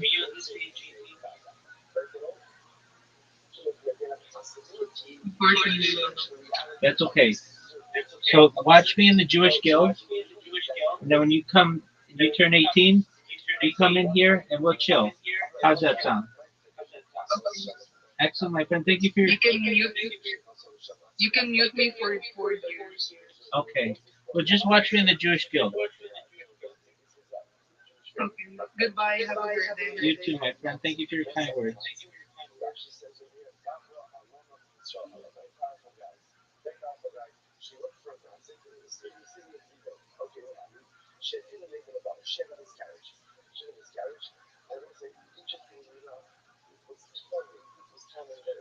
You're not gonna read the thing today?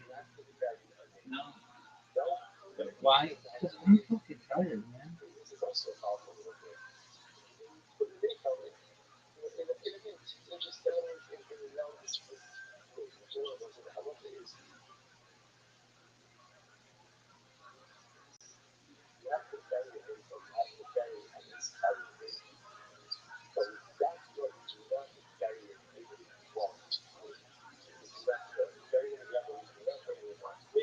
We should watch one of these.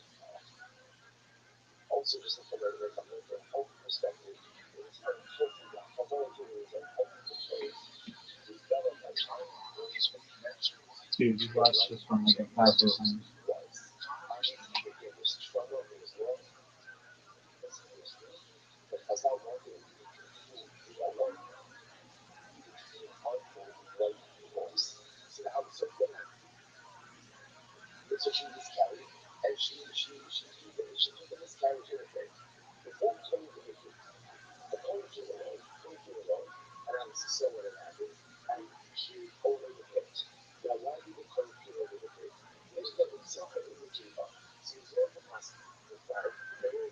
Believe in turning sentences. Can you see this shit?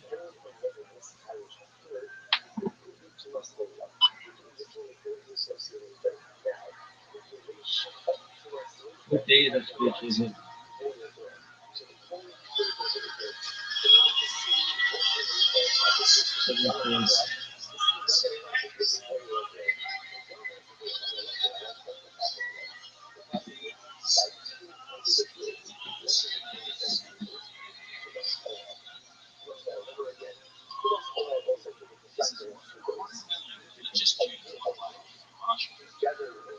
That's that fucking fire.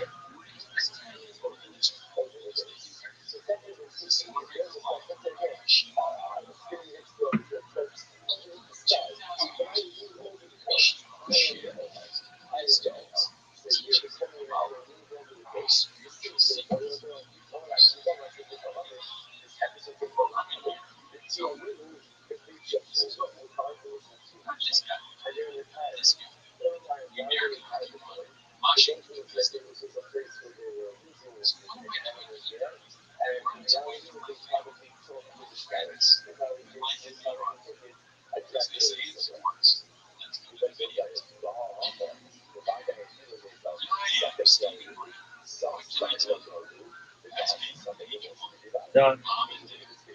You might get in trouble.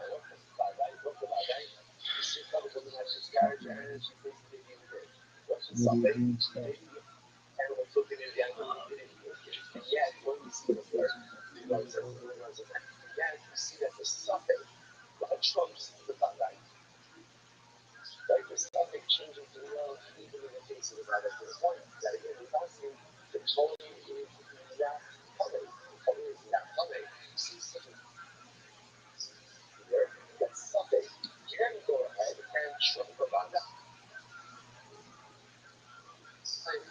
he wants to win it all. We'll see that even LeBron, but LeBron, I tell you what, he didn't just mean anything to LeBron. He was the win it all. So after the year, it's just a total sees the shit stuff, knows something that looks like he felt. In other words, the guy that she miscarried and placed in the front of the bar, rather than he saw what appeared to be a rebellion. So in the bar, by his women. So it's a second thing. Whereas once I get to that, how many times I've been to the bar, because I can't compare the older days to see if it was a boy or a girl. Which was a tough conversation. So, what's his name? Well, he wasn't without English everywhere. So that's why he was able to see that she miscarried. Oh yeah. Fantasy football too.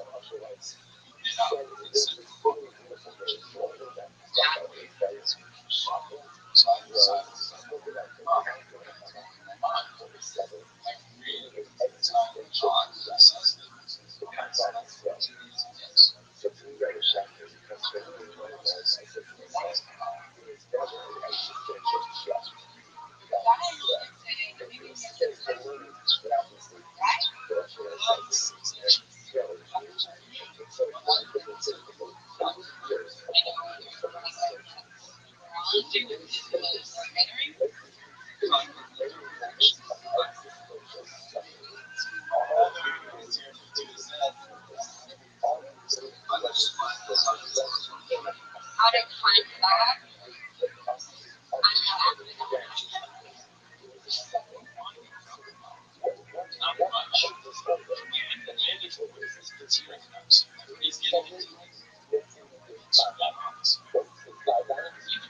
And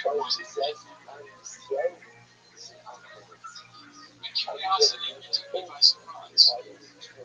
I just felt proud of my because I've always been there around the world. My mom went to force Oh, this ain't even cool. Really? Fuck no.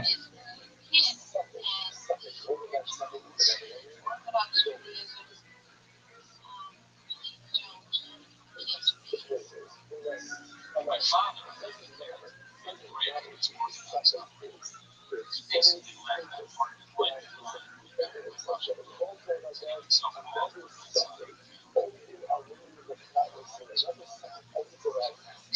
all the inside,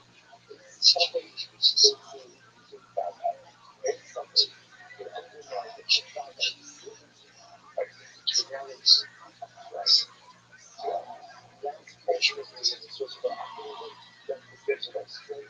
My parents had rejected Orthodox Judaism years before, but now, because of Kabbalah, I find myself wanting to know more about the religious side of my family. No religious 10 miles from each other, and these Orthodox cousins. Not only that, but some of them were great friends as well. They invited me and flew me out to London to celebrate Sukkot, the Jewish holiday festival that takes place in April. I put on and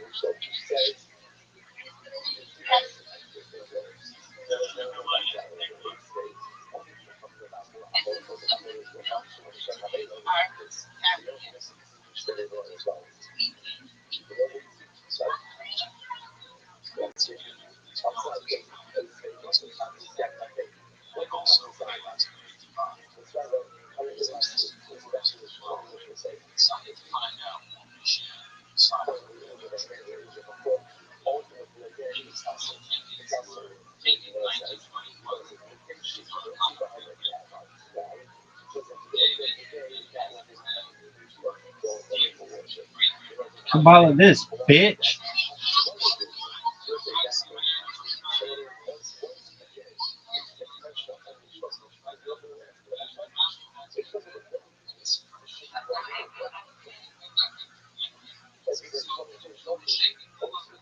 Oh, false alarm. Oh,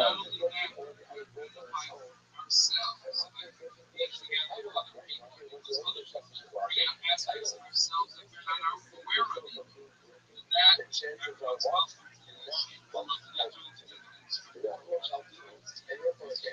that's right, bitch.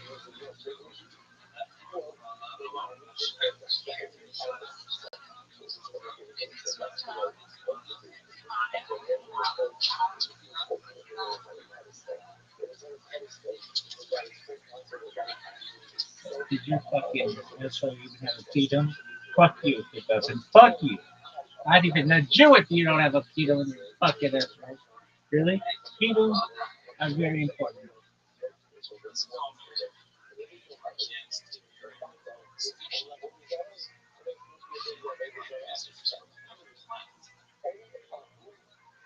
Most people I can tell recently about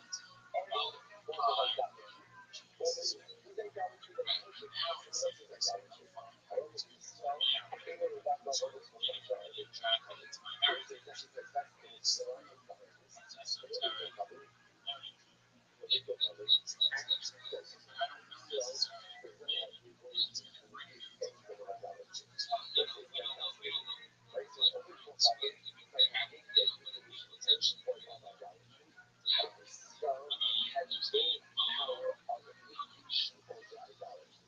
I'm saying because I understand it's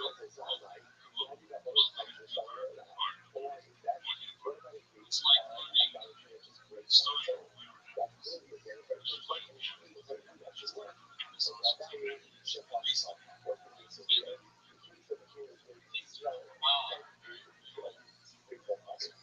So not to brings me to want to learn why it exists, how to activate it, and how it's me, it's it's understanding the outcome before you take a fight.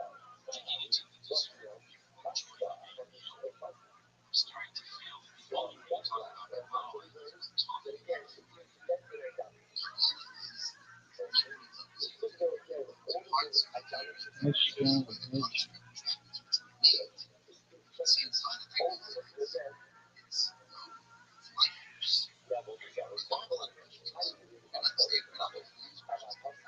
One of this, bitch. Round two. Wait. Fuck. Fuck it up.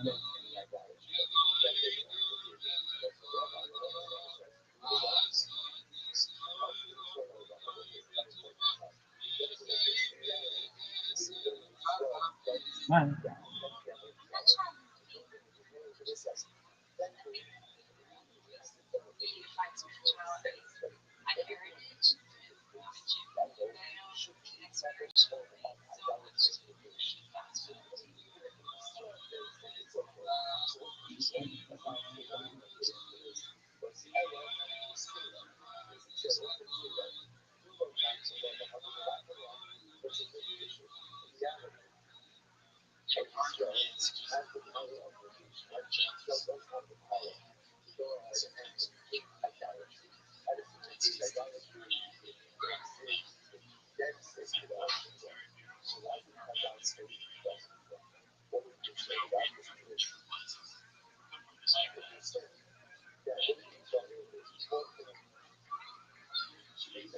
Not really. This mother's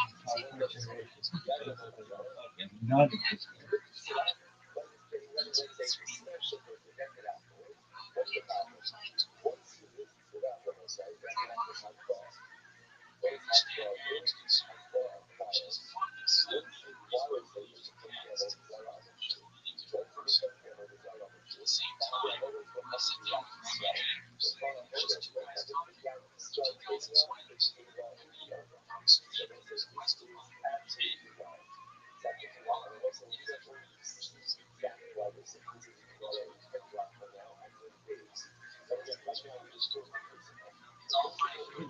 I just said follow this dick, bitch.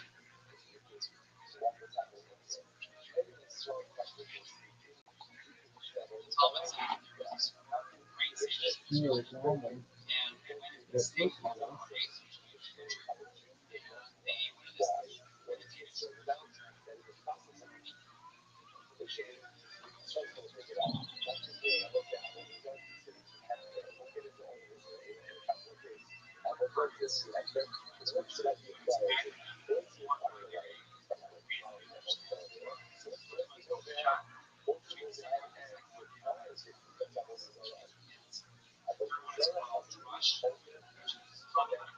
We study this all the time. We fucking did this in the thing. Sod. Now I call that shit sod, baby. Why? Turf management, bitch.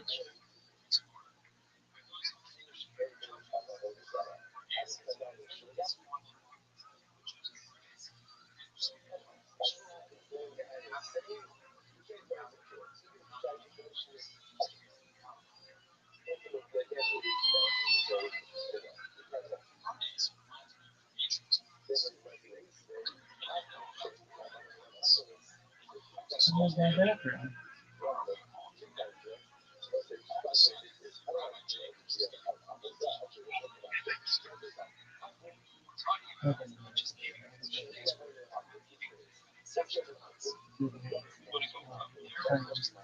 But this is the Mazal of power, bitch.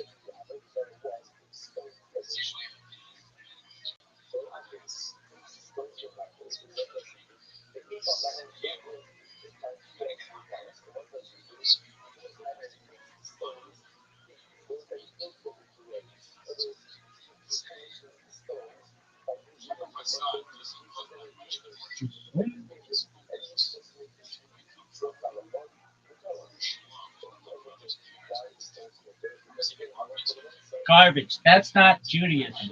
That shit sucks and is. That's, they're in a fucking nunnery at this point. Really? All those motherfuckers in a monastery. His parents, his grandparents have been in a monastery. Ask anybody. Really? Oh, closer to a monastery than it is a shul, bitch. Why? Yeah, it just sucks.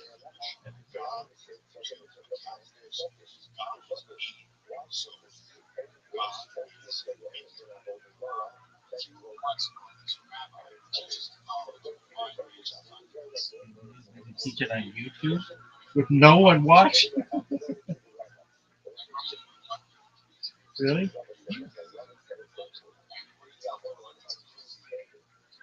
Reception.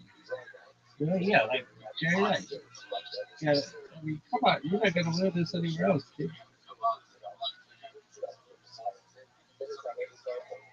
We call them wideouts, really? You call them flankers, really? Fuck you, you call them flanker.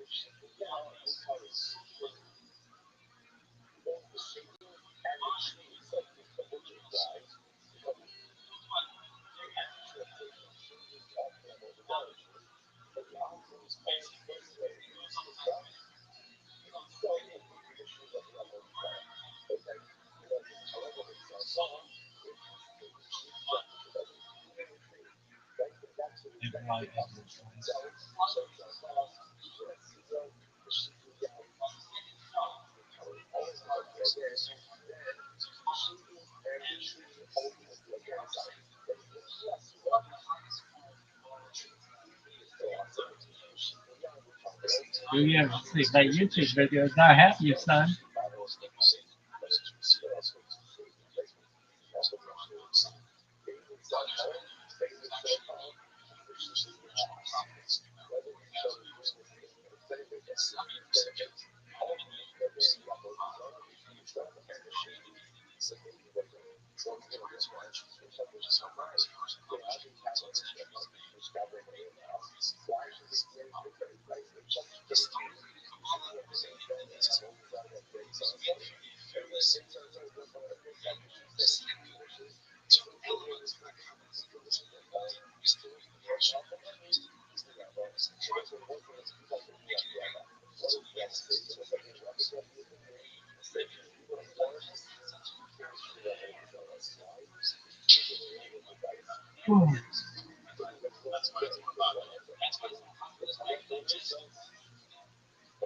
Swallow this shit, bitch. Third time's a charm. Whoosh, perhaps.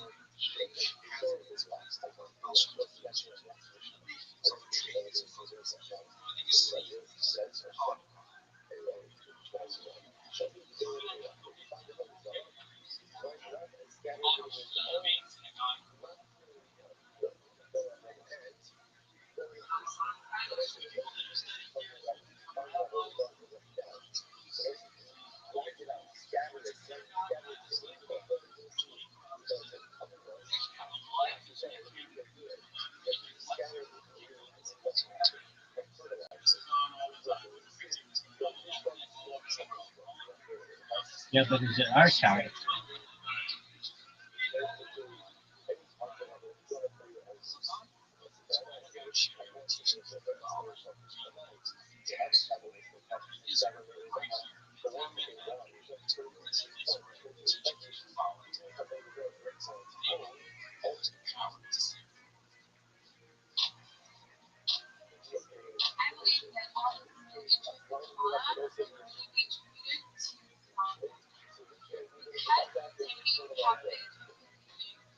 Well, Rena, you can get it, girl.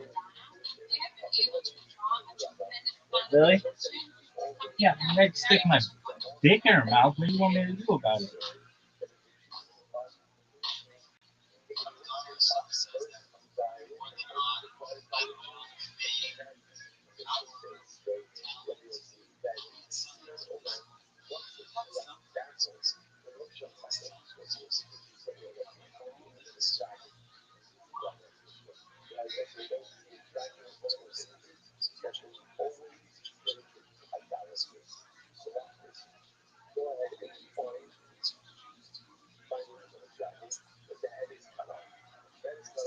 So therefore, separate overkill from stuff that she talks about. If I'm not sure, is it the type of things that drive me, right? Or is it not by yourself, also, it's just sort of overcome of that. It's also, what if I'm not, you know, they have all those stuff, just stuff that I don't sit down to just get it, that I don't The song that you believe, that quality makes you correct. especially doing people that And that quality is get a little bit of and it's really somewhat immigrant and how the world is moving. And then people think that because you have to put too much resource religion meant to be revealed, it's meant to be shared with everyone. fashionable without it.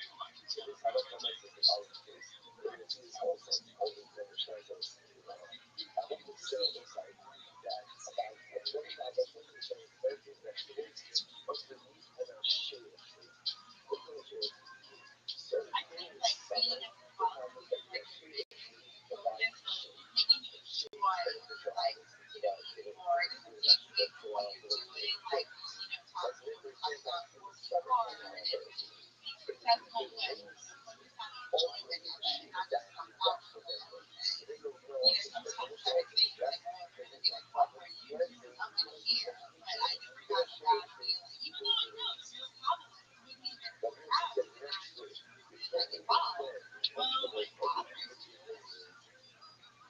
And it's like, and then maybe like for me, it validated everything out.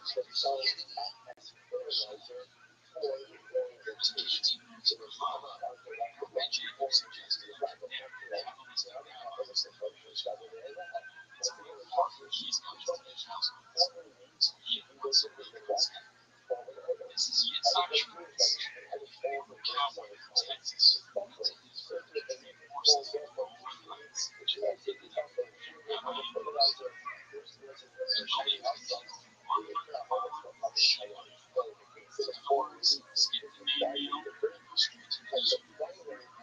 Christianity.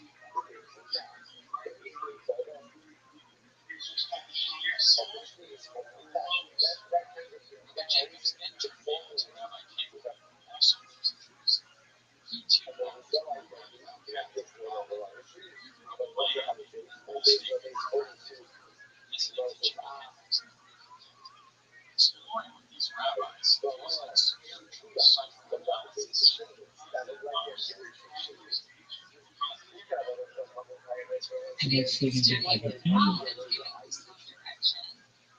What kind of principles to read? Something about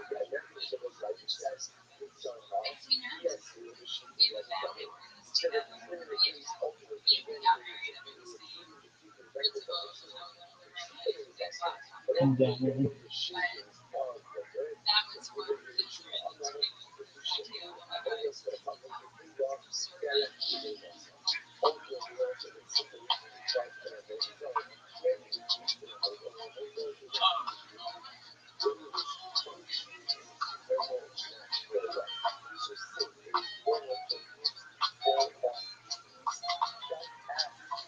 the giraffe.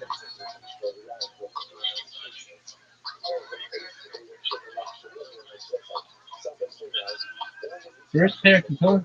What the fuck is this?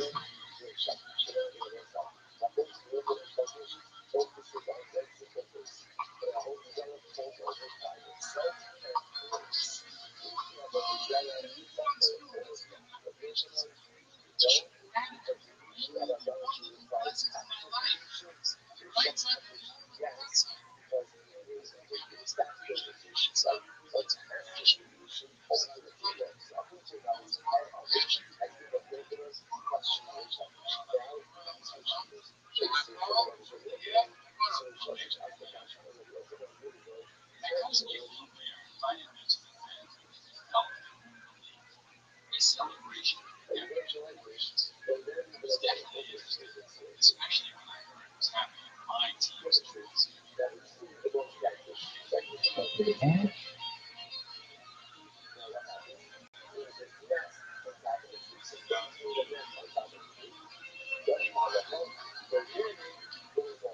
It's more jet ski than the crowd never looked like this before.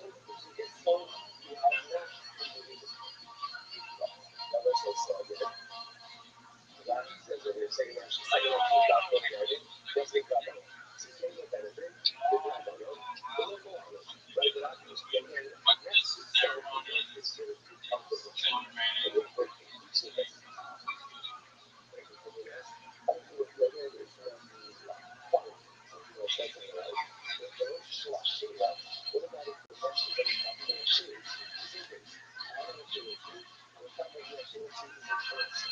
celebrating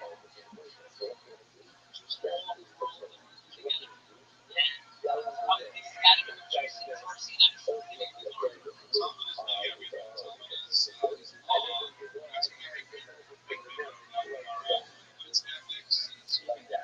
You don't want to delve into it until we took that. So yeah, because people get thrown into things and they really don't understand. It's a great understanding.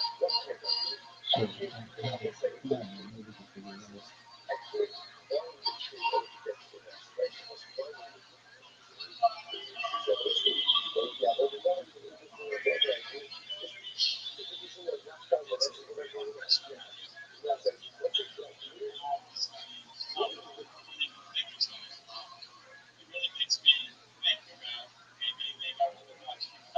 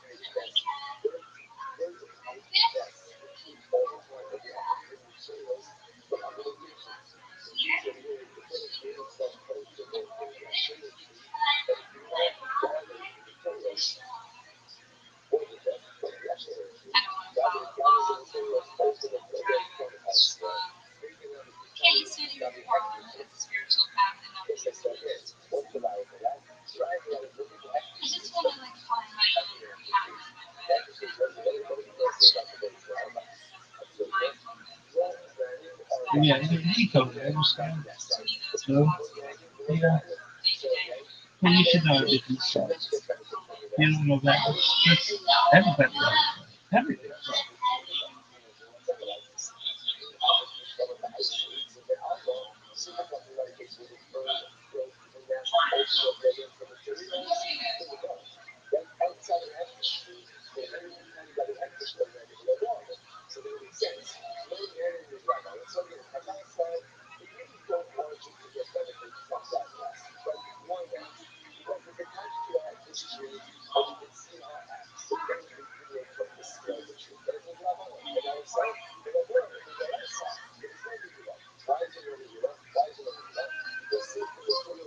Yes, I do.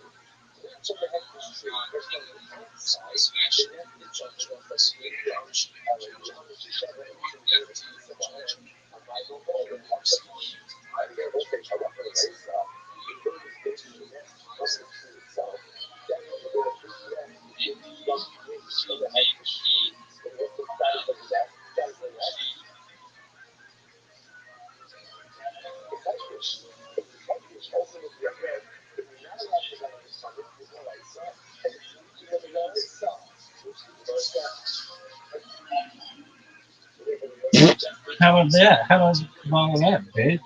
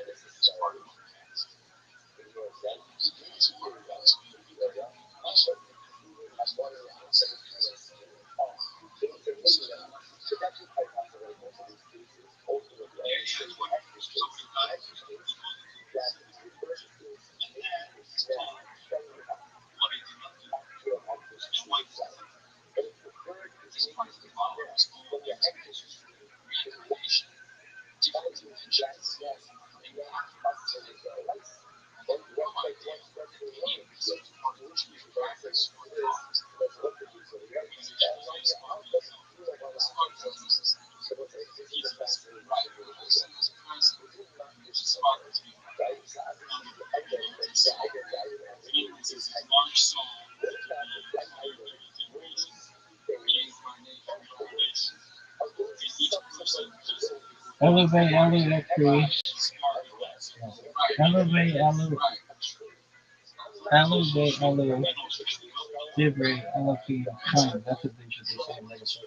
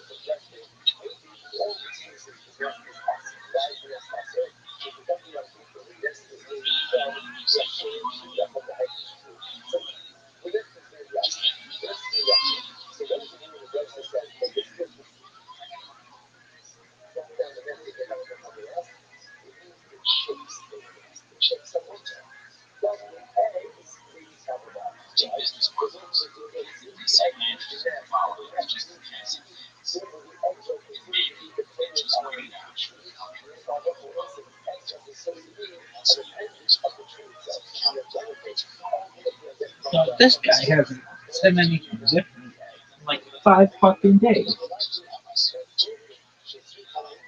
I hear about these chicken eggs.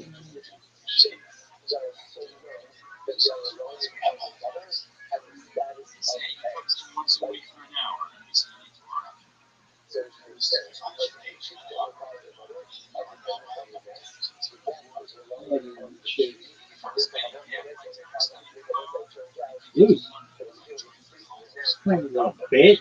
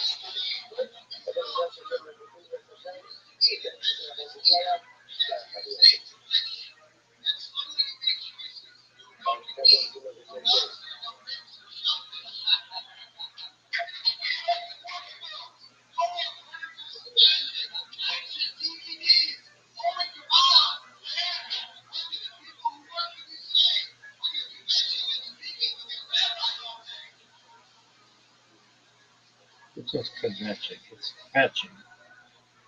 Just shit straight. Fucking New York. New York is doing. Really? Yeah, I'll say it anyway. I'm gonna fucking say it. That's like just like it's going out of style, baby.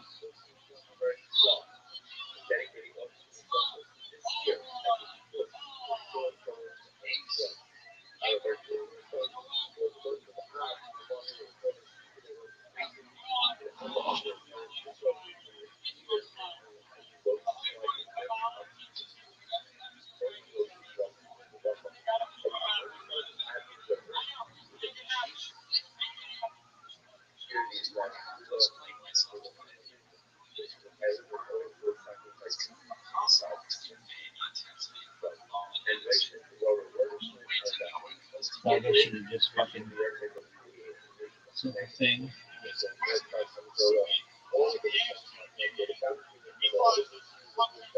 Tired.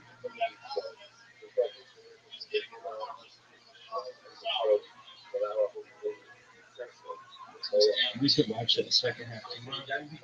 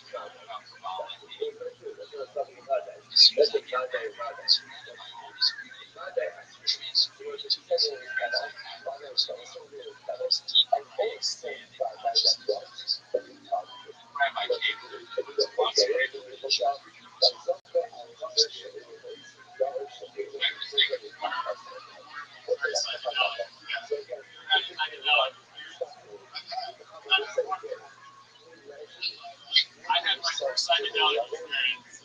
Had a lot of fun. Signed it with my club. And I, ended up like halfway through the day, got to the waterfall, and I decided to stare, and I understood it was a wonderful.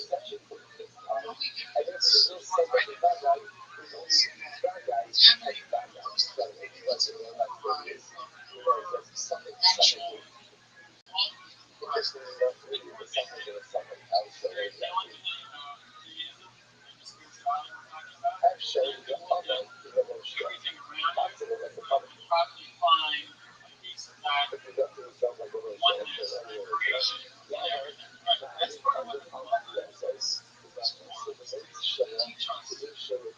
each element creation is.